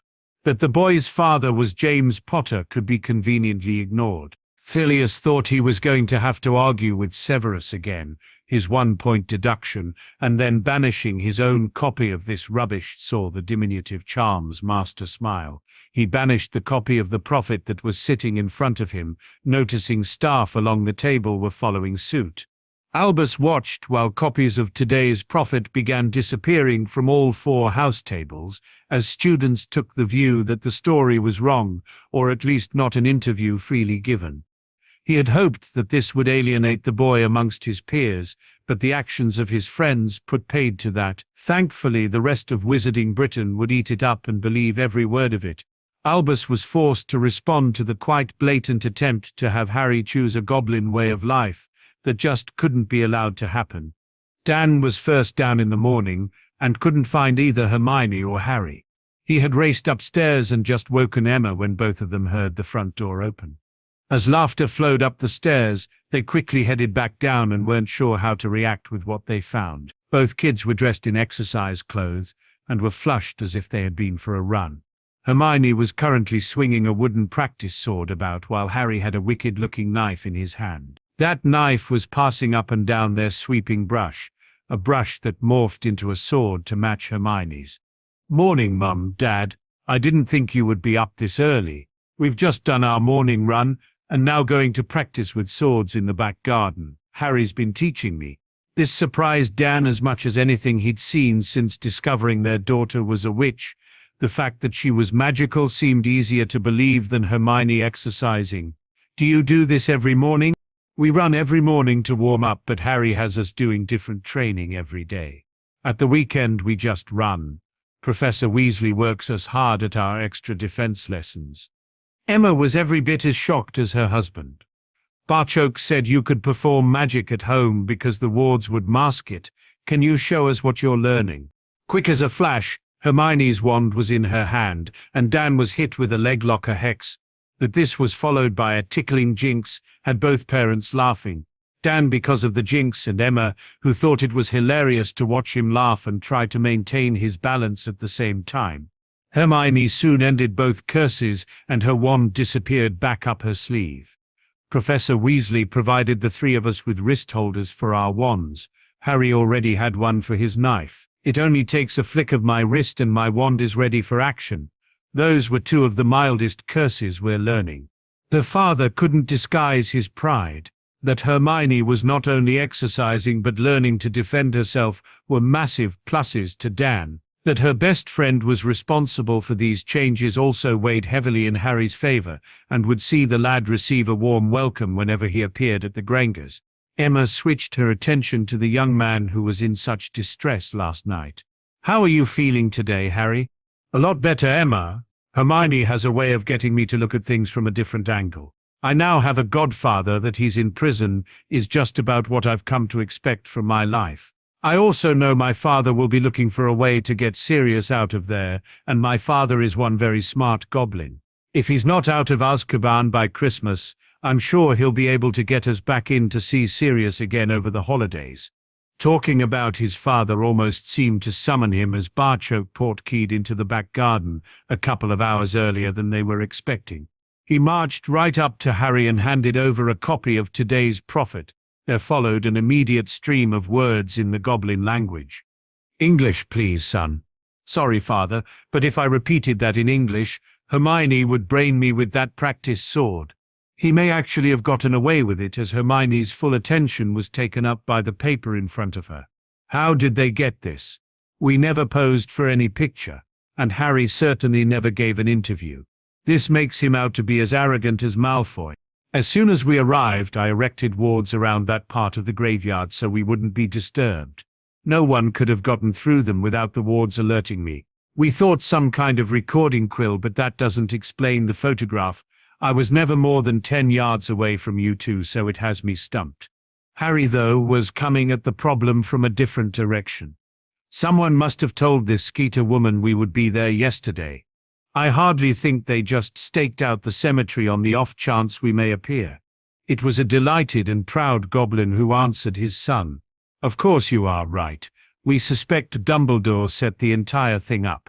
He squeezed where you would be on Halloween out of Cursebreaker Weasley, who of course reported this to us at once. We certainly didn't think it would lead to anything like today's prophet. The director is treating this article as a deliberate attack against Gringotts. It can be no coincidence that this comes out the day you are to become the youngest centurion in history, and your supposed interview makes no mention of it.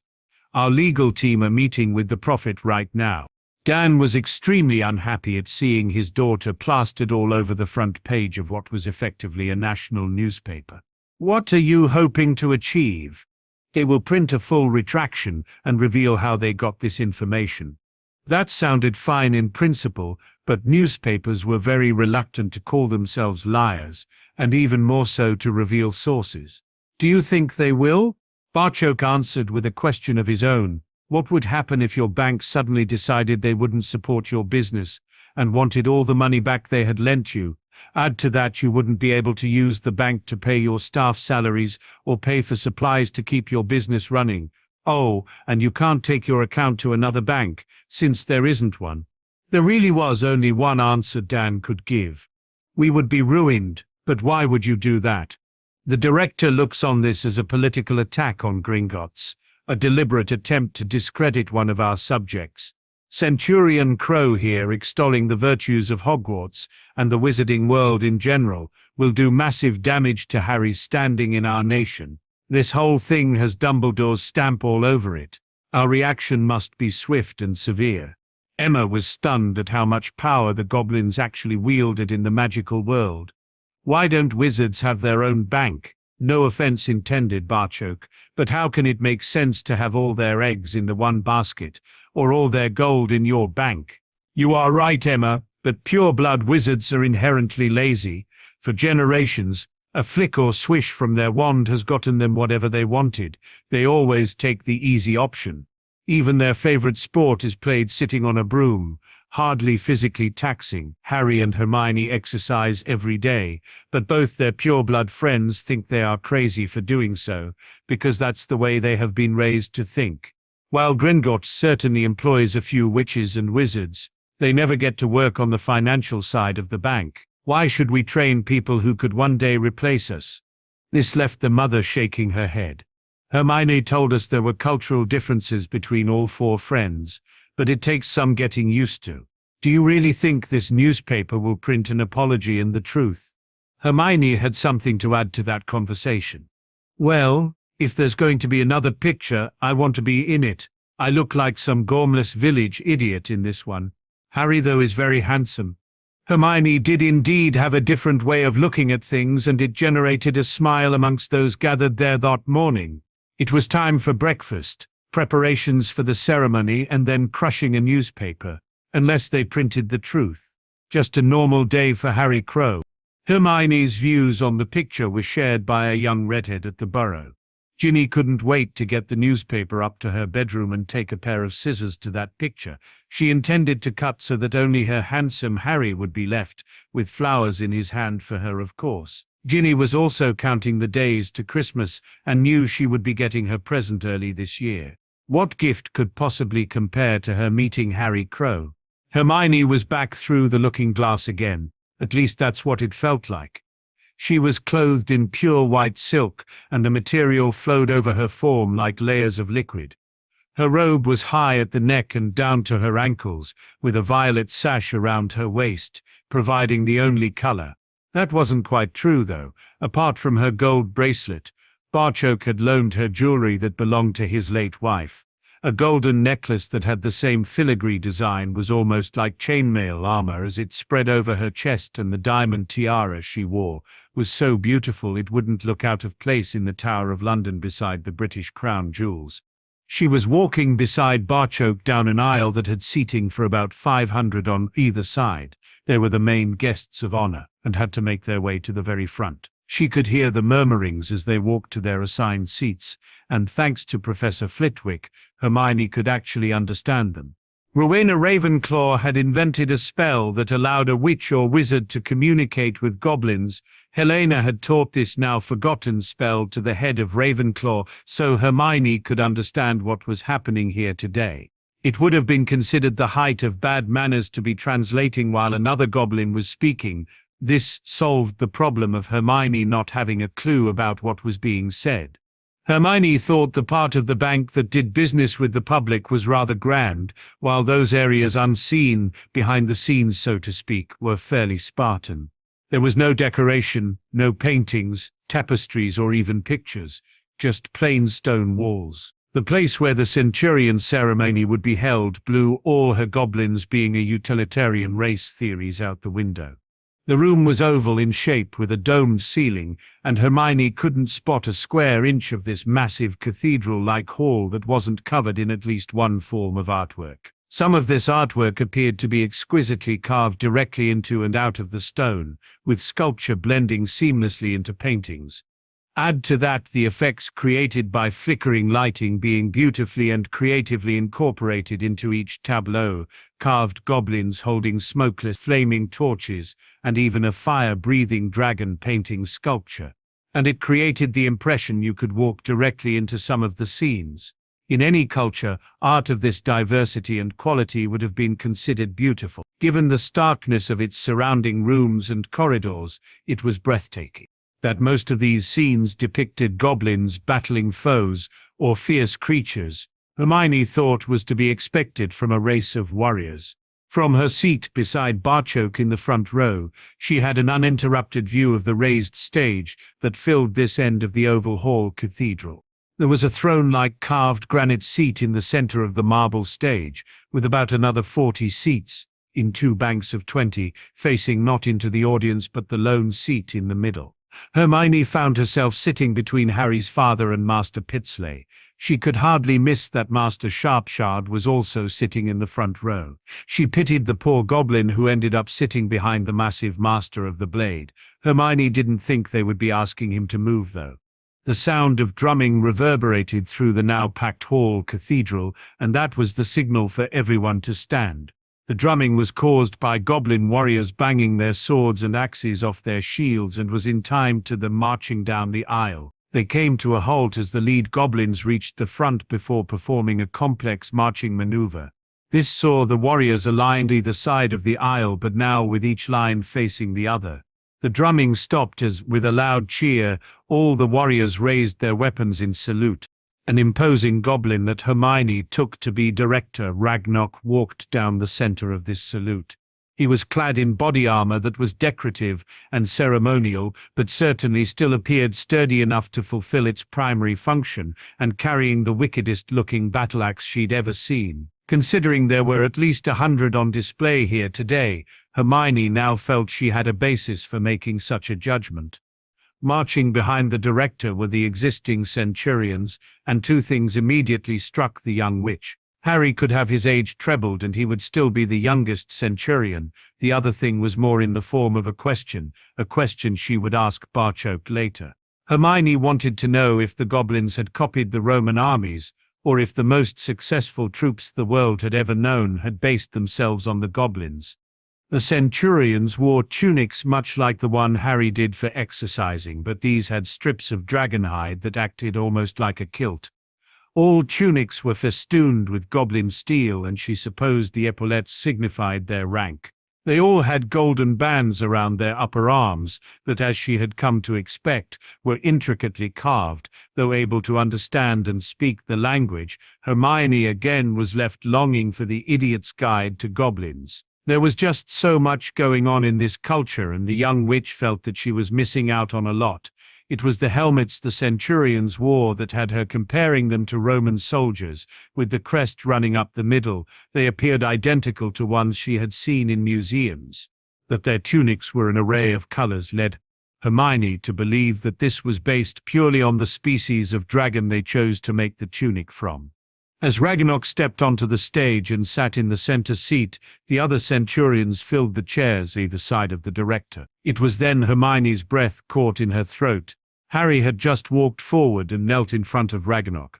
His tunic was ivory in color, and his kilt that had swayed as he walked was hardly longer than his exercise tunic. She had noticed that Harry, although a lot younger than the other centurions, appeared physically taller and broader at the shoulder than a good percentage of them. The director stood and began addressing the assembled crowd. My fellow goblins and invited guest, for millennia the position of centurion has been coveted by each goblin warrior who has ever picked up a weapon. The young candidate that kneels before me now is no different in that respect. He may not have been born a goblin, but has certainly been raised as one, embracing our beliefs and values to become a warrior of some renown. He attends Hogwarts, but not as a wizard. Crow here is the first goblin warrior ever to attend that ancient seat of learning. There he still receives tutoring from some of our most illustrious masters, and extols the virtues of goblin learning to his classmates. Some of those classmates have actually joined Crow in these lessons, forsaking the offered wizard classes in the process. Hermione was really glad of the translation charm now, otherwise she would have no idea what Ragnarok was saying. She thought the goblin leader was laying it on a bit thick, but wondered how much of that was influenced by today's issue of the Prophet. Ragnarok was certainly giving Harry the big build-up. Our young warrior had hardly set foot in the castle before accomplishing the first of his achievements. The lost goblin-forged blade of Godric Gryffindor is back in our hands. It sits proudly on Crow's hip, as the castle herself acknowledged a goblin warrior as her champion. This was no honorary position, though. That sword he proudly wears has already tasted blood. The security of Hogwarts was breached and a mountain troll was running rampage through the castle. It had 3 young witches and a female healer trapped in their infirmary. Ragnarok was an experienced orator and paused here to let the tension build. He also directed his gaze to Hermione. The young witch who is our guest of honor here today is only able to attend because Crow saved all of their lives. He cut that troll down to size before jumping onto its back and administering the killing blow, almost decapitating the beast in the process. This resulted in loud cheering, with all the warriors banging their weapons off their shields in appreciation of their brother warrior's victory.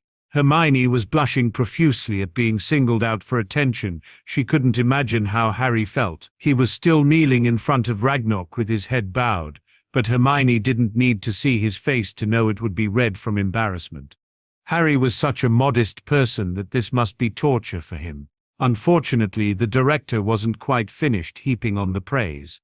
If those achievements weren't enough to earn this young warrior the rank of centurion, his next deed certainly merited the award. Every warrior is taught that a sharp mind is their greatest weapon, and Crow's is every bit as sharp as that fabled blade he carries. With the help of his father, he engineered a coup that saw that disgusting ghostly spawn of bloody bins expelled from Hogwarts Castle. The cheering this time was tumultuous, and every single goblin was on their feet in celebration. Hermione hadn't understood the depth of feeling held against the ghostly professor. Here was a very vocal and visual representation of just how much Harry's victory meant to the Goblin nation. Hermione couldn't help but compare her meeting with the Minister of Magic to that of the Goblin director she was watching here. She equated the bumbling Fudge with his green bowler hat to Dr. Watson, while Ragnarok was clearly the Sherlock Holmes of the two. Fudge couldn't impress a class of 11 and 12-year-olds, while Ragnarok had over 1,000 goblins hanging on his every word, and the director still wasn't finished. Ragnarok waited until everyone had returned to their seats before continuing. Now for everyone else, getting the butcher's last remaining kin thrown out of the castle would have been enough. Not for Crow. He didn't want one goblin-hating professor simply replaced by another of the same ilk. A teacher not tainted by bins was brought to Hogwarts from Europe to teach proper history, and not the bigoted filth that Ghost peddled. How did Crow get Hogwarts to accept this professor? He paid for it with his own gold. This seemed to impress the crowd nearly as much as the killing of the troll. Ragnarok let this sink in before proceeding. You have heard of this young goblin's deeds and achievements. It was I who, being so impressed with his actions, bestowed this honor upon him. As tradition demands, it is now time to ask if anyone here objects to this appointment. As I missed the fight where Crow drew first blood against Master Sharpshot, I'm rather hoping someone will come forward. There were sharp intakes of breath as that news permeated the hall. Anyone thinking Harry unworthy of this honor were now going to keep those thoughts to themselves. There were a few members of Barchoke's family waiting on him passing away in the hope they would inherit. His adopted son, becoming the youngest ever centurion, killed that notion stone dead. A centurion as a son would satisfy goblin law, and that son would stand to inherit everything. These family members also reckoned their fate would be the same as their chances of inheriting if they stood and objected. Dead as stone. Objections were settled by a duel, and anyone who could draw first blood against the greatest blade in the nation was not someone you wanted to challenge. Ragnarok had known about the hyenas circling around Barchoke's wealth, but like the cowards they were, these hyenas would never attempt a frontal attack on a stronger opponent. Crow's award was unopposed. Arise, warrior, do you accept this position our nation bestows upon you? Harry stood, performed the centurion's salute before answering the question loud enough for everyone to hear. Yes, Director, I do. Hermione had been warned about the blood involved in the next part of the ceremony. She rose with everyone else and tried to stand tall and proud. Watching as Harry held his hand out and that deadly battle axe of the Director's sliced his hand open was very difficult. Harry didn't flinch as his palm was cut deeply. He clenched his hand into a fist as he made his way to his chosen tableau. The scene displayed bloody Bins and his band of wizards being captured and held at swords' points by goblin warriors, but it was the murdered victims depicted there that Harry focused on. There was a dead goblin child carved out of the stone. The realistic wounds were colored bloody, and here was where Harry focused his attention. He rubbed his injured hand over the part that was depicted as bleeding, adding his blood to the tableau. The rock actually began glowing, spreading to illuminate the entire scene as the stone accepted his blood sacrifice. This was also the signal for the loudest cheer of the day. Harry marched back to the Director, who held out his hand. Harry placed his there, and the cut was already healed.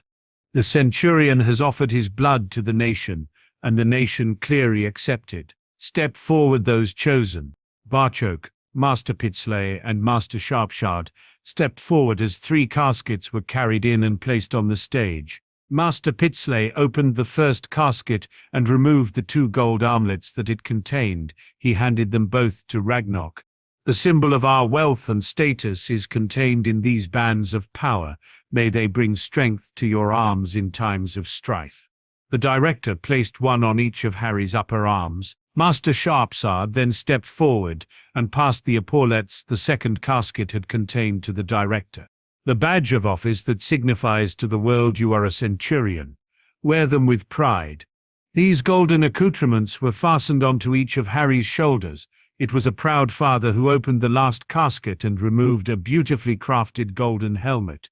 The plume running down the middle was the same ivory white as Harry's tunic.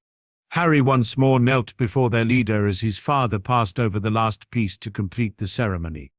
A warrior's mind is their greatest weapon. May this protect you in your defense of our nation. When the helmet was on and the chin strap in place, Harry stood tall and performed the centurion's salute 3 times. Once to the director, then his fellow centurions on his right before performing it lastly to those centurions on his left. Harry then turned to face the crowd, drew his famous sword and raised it high into the air. For Gringotts and the nation. The chant was returned by everyone present before the cheering once more broke out. The first time Hermione laid eyes on Harry wearing his exercise tunic, she had mentally compared him to a young Ares. Harry, standing there with his sword raised high, increased the intensity of that comparison by a factor of at least 10. She didn't know if the color of Harry's tunic and helmet plume was deliberate or not, but Centurion Crow epitomized every historical image or representation of a warrior of the light Hermione had ever seen or even read about. The director's next statement heavily influenced her, leaning toward the deliberate option. Ragnarok held his hands up for silence before making an announcement. Some of you may have read the lies printed in today's Wizarding Press. We have sent our representatives to this newspaper to register our displeasure in the strongest terms possible. This fixed everyone's attention. To a goblin, that statement was only one step away from blades being drawn.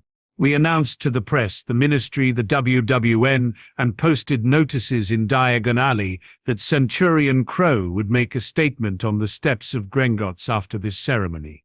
This will mean a slight delay to the feast, but should be entertaining for anyone who wishes to accompany us.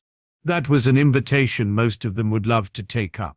That Gringotts steps wouldn't hold anywhere near 1,000 goblins meant there would be a mad scramble for places after the director's party left the hall.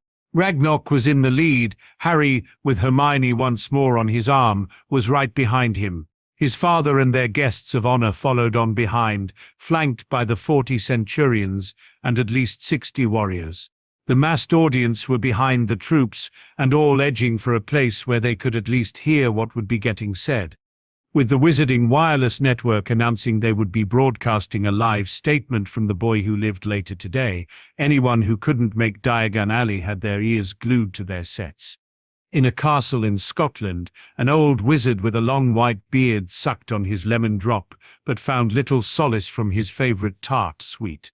Harry's words broadcast live to the nation could do untold damage and would be hard to refute. He had immediately contacted Cornelius to see if this could be stopped, even although he knew it was virtually impossible. The minister had quickly pointed out what Albus already knew: Gringotts was sovereign soil to the goblins. Ministerial interference could start a war. There was no point in banning the WWN from broadcasting, since the entire thing would soon appear in print anyway. With hundreds, if not thousands, expected in the alley, there was just no way to contain any damaging information the boy saw fit to disperse. Albus thought it was a bad day when his only point of comfort was that the students would all be in class. He had no way of knowing that Professor Hobson would have a recording crystal containing the full incident for her classes by Monday morning. His new professor was a great believer in making history lessons relevant to what was happening today, and this could be history in the making. In Devon, a young redhead sat beside the wireless with her mother. Ginny had gotten over the disappointment of not being able to go to the alley today. Once she had looked at the problem from a practical point of view. As small as she was, Ginny wouldn't see much in the crush that was sure to form. The fact that she was counting the days until she would be introduced to her hero helped quell that disappointment too. Hearing his voice would do. For now. Amelia was in Diagon Alley with every aura she could throw a uniform on. Even with the cadets supplementing her force, she was still short-handed for maintaining control over a crowd the size of this one. The crowd kept building as the wizards and witches of Britain turned out in their thousands for their first glimpse of the boy who lived.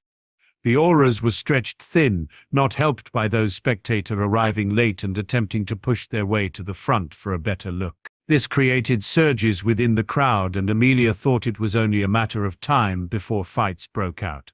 that everything suddenly went quiet and the crowd actually took a step back, surprised Amelia. That was until she turned around.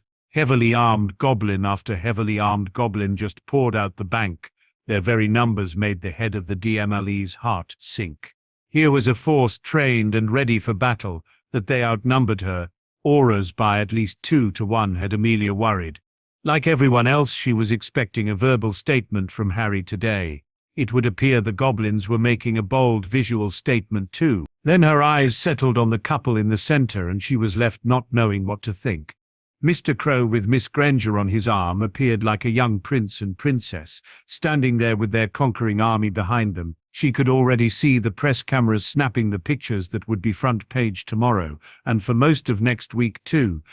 Ragnarok's deep baritone voice rang out over the entire length of the alley, his voice obviously charmed to carry so everyone could clearly hear his words.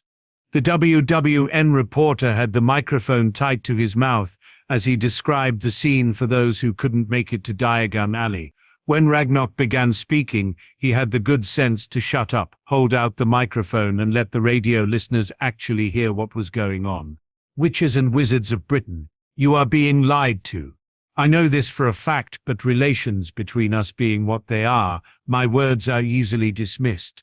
Instead, I'll hand you over to someone I trust you will believe.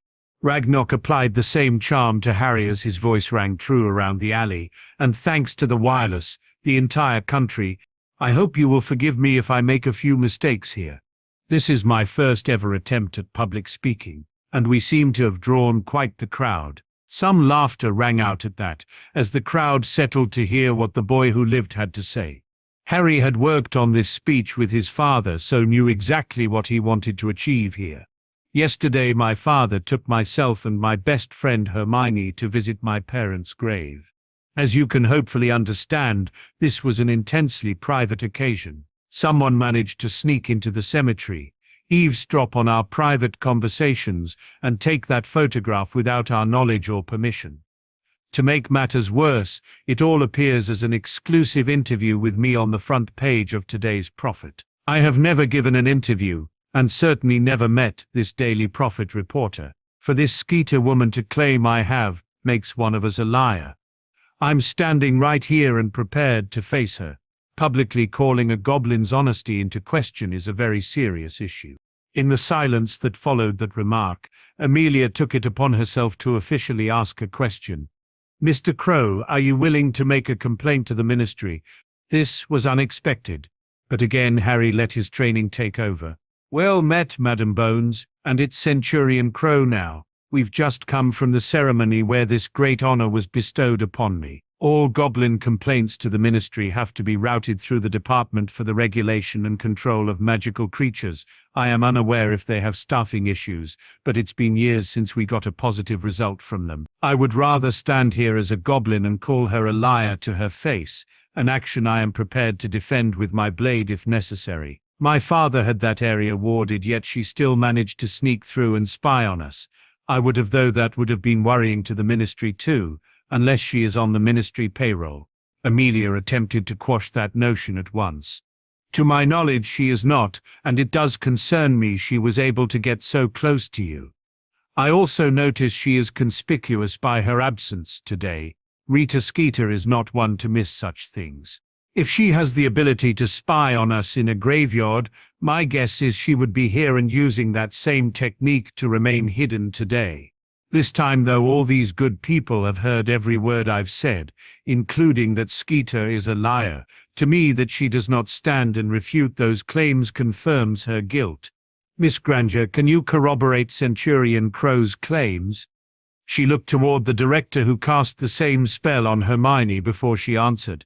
Yes, Madam Bones. As you can tell from the picture printed today, I was at Harry's side the entire time. Neither of us spoke to anyone other than our parents. We are also concerned with who passed on the information that we would be at that cemetery yesterday. That information was known to very few. I can also confirm Harry is Centurion Crow. The charm Professor Flitwick cast now came into play as Hermione turned and bowed to Director Ragnarok. When she spoke, it was in the director's own language. I would sincerely like to thank Director Ragnarok for inviting me here today. It was very moving to watch my best friend receive such a great honor. I felt honored myself just by being there. This had an effect on all present, not least the goblin leader. He had gambled somewhat in awarding Crow Centurion status, and even more so by inviting his young friend to the ceremony. Ragnarok thought that gamble had backfired after reading today's prophet, a piece of astute manipulation by Dumbledore. The only response the nation could give such an attack was to come out fighting, so that's why they were all standing here on the steps of Gringotts. He'd heard from Barchoke and their tutors that these two complemented each other. Ragnarok had just witnessed this for himself. Crow stood there a proud centurion for everyone to see, and the witch on his arm had just done more to instigate better relations between wizards and goblins than had been achieved in decades. Her display of respect and use of their language couldn't fail but have an effect on the hundreds of goblins currently watching and listening. Ragnarok paid her the deserved compliment of returning her bow before addressing everyone once more, in English. For those of you who don't speak our language, Miss Granger was just thanking me for inviting her to the ceremony where her best friend became a centurion. I would like to say she bestowed our nation great honor in attending, and by her words here today, I would also like to say she will be an honored friend of our nation anytime she chooses to visit Gringotts. A quick glance at Harry was all that was needed to know this was something special. She bowed respectfully to the director once more, knowing it would be explained later. The director returned his attention back to the gathered crowd of witches and wizards. As you have now heard, the supposed exclusive interview in the Prophet is nothing but fabrication and lies. We have asked the newspaper to print a retraction. They naturally asked us for proof. This proof is now standing before you, though I fail to see Miss Skeeter in attendance. As well as a retraction, we demand to know how this was achieved. It's in everyone's interests that we discover if someone has stumbled upon a method of bypassing wards. Amelia stepped forward and officially introduced herself to the goblin leader, before confirming her department would be investigating this phenomenon thoroughly. A warrant would be issued so Miss Skeeter could be brought in for questioning. Ragnarok thanked her before offering a closing comment. We must now take your leave and return to the feast, arranged to celebrate our newest centurion. I wish you all a good day. The director had hardly finished speaking before his troops were shepherding the goblin spectators out of the way to clear a path back into the bank. Amelia couldn't fail to be impressed with their efficiency. The crowd had come to see and hear the boy who lived. They had gotten far more than they bargained for. The Prophet interview had portrayed Harry as a typical young wizard enjoying his first year at Hogwarts. Today had told an entirely different story. Since they had stood and watched the entire episode unfold before their eyes, even the gullible witches and wizards of Britain could see the Prophet's version was a pack of lies. As the commentator described the young couple following the goblin leader back into Gringotts, an old wizard in a Scottish castle knew his manipulation had spectacularly backfired. I came here today like most of the crowd to get my first look at our savior, the boy who lived. Instead of seeing Harry Potter, we were introduced to Centurion Crow. Here is a young man who has been raised by the goblins, and may I just say witches. He's clearly thriving in that environment. The beautiful young witch on his arm complements him perfectly. I suspect hearts will be breaking the length and breadth of the country when today's pictures are printed. That Centurion Crow bears no resemblance to the picture the Prophet painted of this young man, leaves only one conclusion: we are being lied to. This was the point at which Albus turned the radio off. If the mindless cretin that WOWON employed to ask inane and downright idiotic questions could figure that out for himself, the rest of the country would too. He expected a visit from William Weasley soon. That young wizard was far too smart not to figure out who had pointed the Prophet at the cemetery. Albus would have to reel him in. That sounded so much better than blackmail. William would now have to play the game Albus's way, otherwise Gringotts would discover just who leaked that information. He didn't feel the least bit of sympathy for William. More than ever, Albus now needed information. The worst that would happen to the eldest Weasley was that he ended up teaching defense at Hogwarts. That wasn't much of a sacrifice to make for the greater good. He also expected to be hearing from Skeeter within the hour, Rita was about to discover Albus Dumbledore was a recognized expert at this game decades before she was born. When you played with the big boys, sometimes you got burned. Should Rita attempt to pass any of the blame onto Albus, the legs would soon be cut from under her.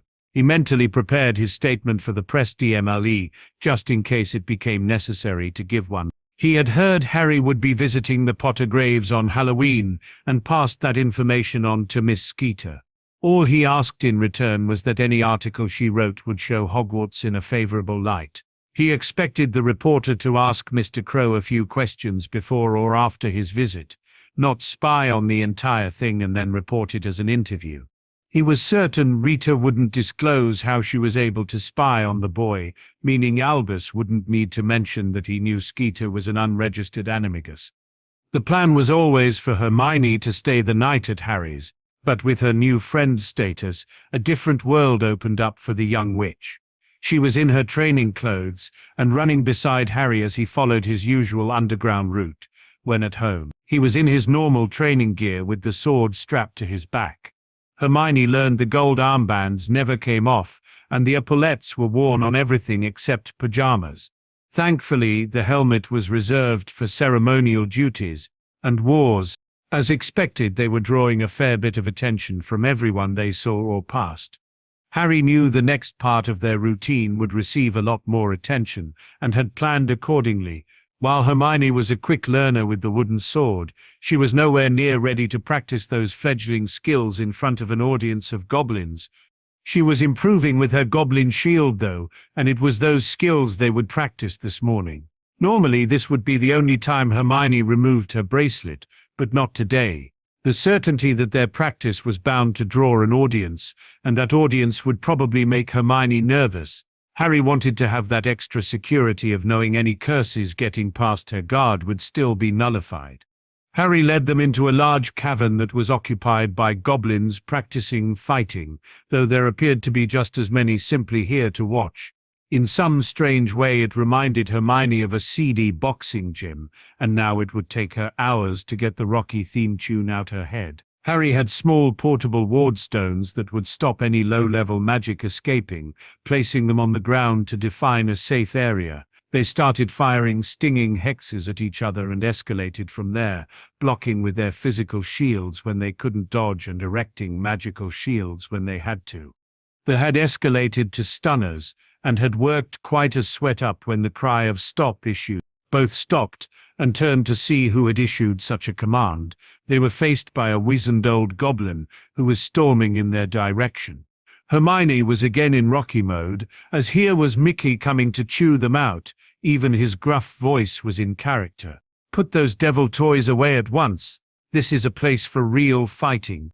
Hermione was about to comply when Harry's voice stopped her. "Watch our backs." Those 3 words just dumped a shed-load of adrenaline into the young witch's body as she took up position guarding Harry's back. Harry almost casually reduced and clipped his shield onto his scabbard. Their attracted audience could see he was deadly serious the instant he reached back for his sword. "Who are you to decide what real fighting is? Are you so old or just blind stupid that you can't see my rank? How dare you interrupt my training? You snot-nosed whelp, get a bit of rank and forget who trained you. You, sir, will address me properly, or there will be blood spilled here today." The old goblin's face split into a grin that had many gaps before he gave the proper Centurion's salute. "Just remember Centurion Crow, never give the bastards an inch. Or they'll walk all over you. I remember, Whitefang, you've shouted that at me since I was 5. How could I bloody forget? Are we done here, or are you planning another one of your surprises?" Whitefang let out a rich laugh at that. "Well, Centurion, I can see that rank was earned. I had intended a couple of my boys would attack from behind, but your little witch there seems ready for them." Harry knew what Whitefang was trying to do, deliberately unsettle him while seeing just how far he could be pushed. But there was still more than a trace of anger in his reply. "That little witch is Miss Hermione Granger. She is under my protection and named friend by the director himself. Insult her and I will introduce you to my blade." The writing was on the wall. He'd pushed too far, and it was his understanding of such things that Whitefang eked his meager living from. A bow and apology were quickly offered. Sorry if I insulted you, Miss Granger. That was not my intention. Hermione returned the bow. Apology accepted, Master Whitefang. This led to a loud burst of sarcastic laughter from Harry. The only thing Whitefang is master of is the most disgusting mouth in the nation, and I don't mean dentally.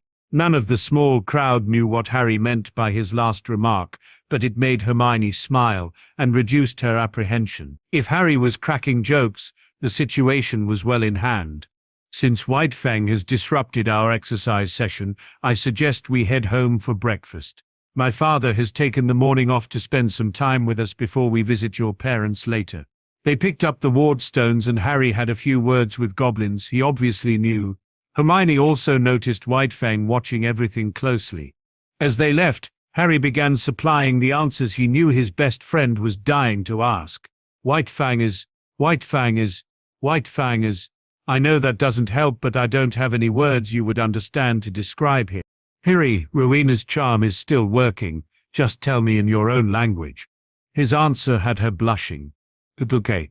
I get the picture, part scoundrel, part lovable crook. How do you know him, and what does your father think of this? When I was a good bit younger, I used to get my ass kicked. A lot.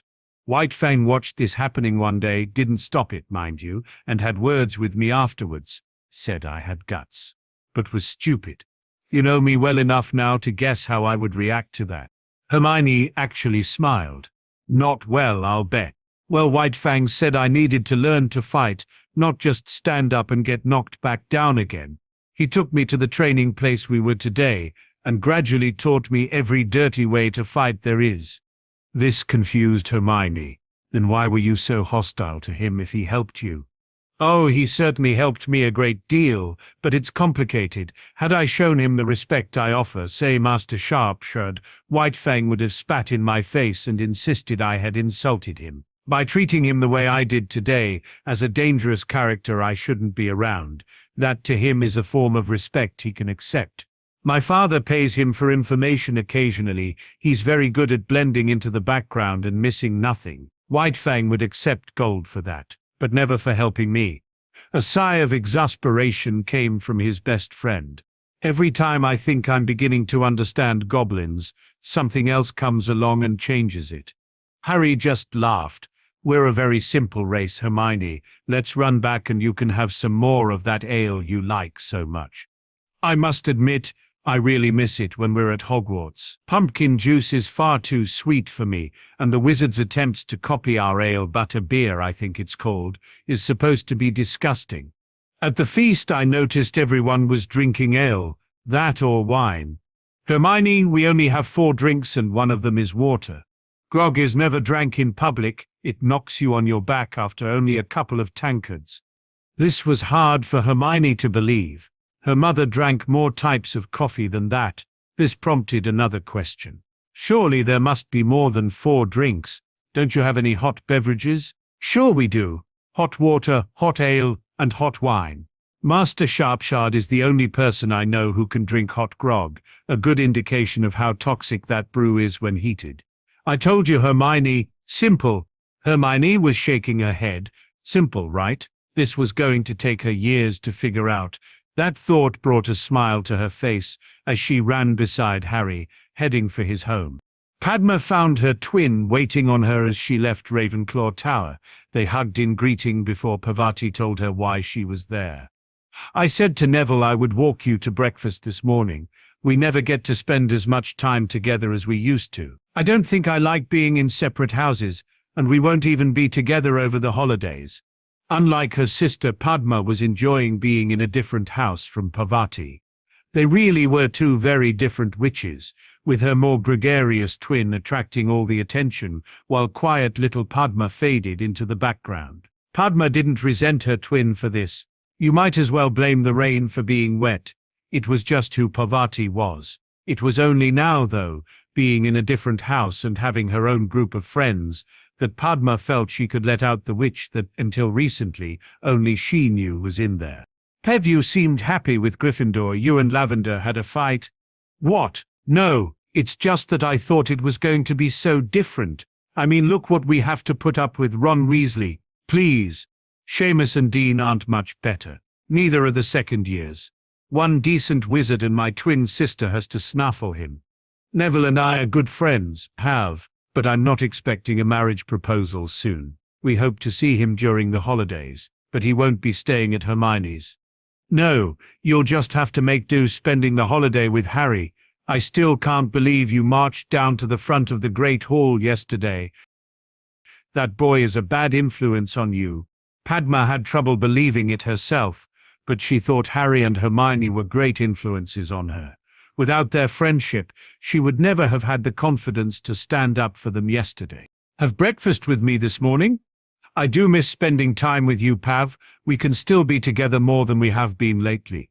Parvati quickly agreed, before coming to the main reason for wanting to speak with her twin.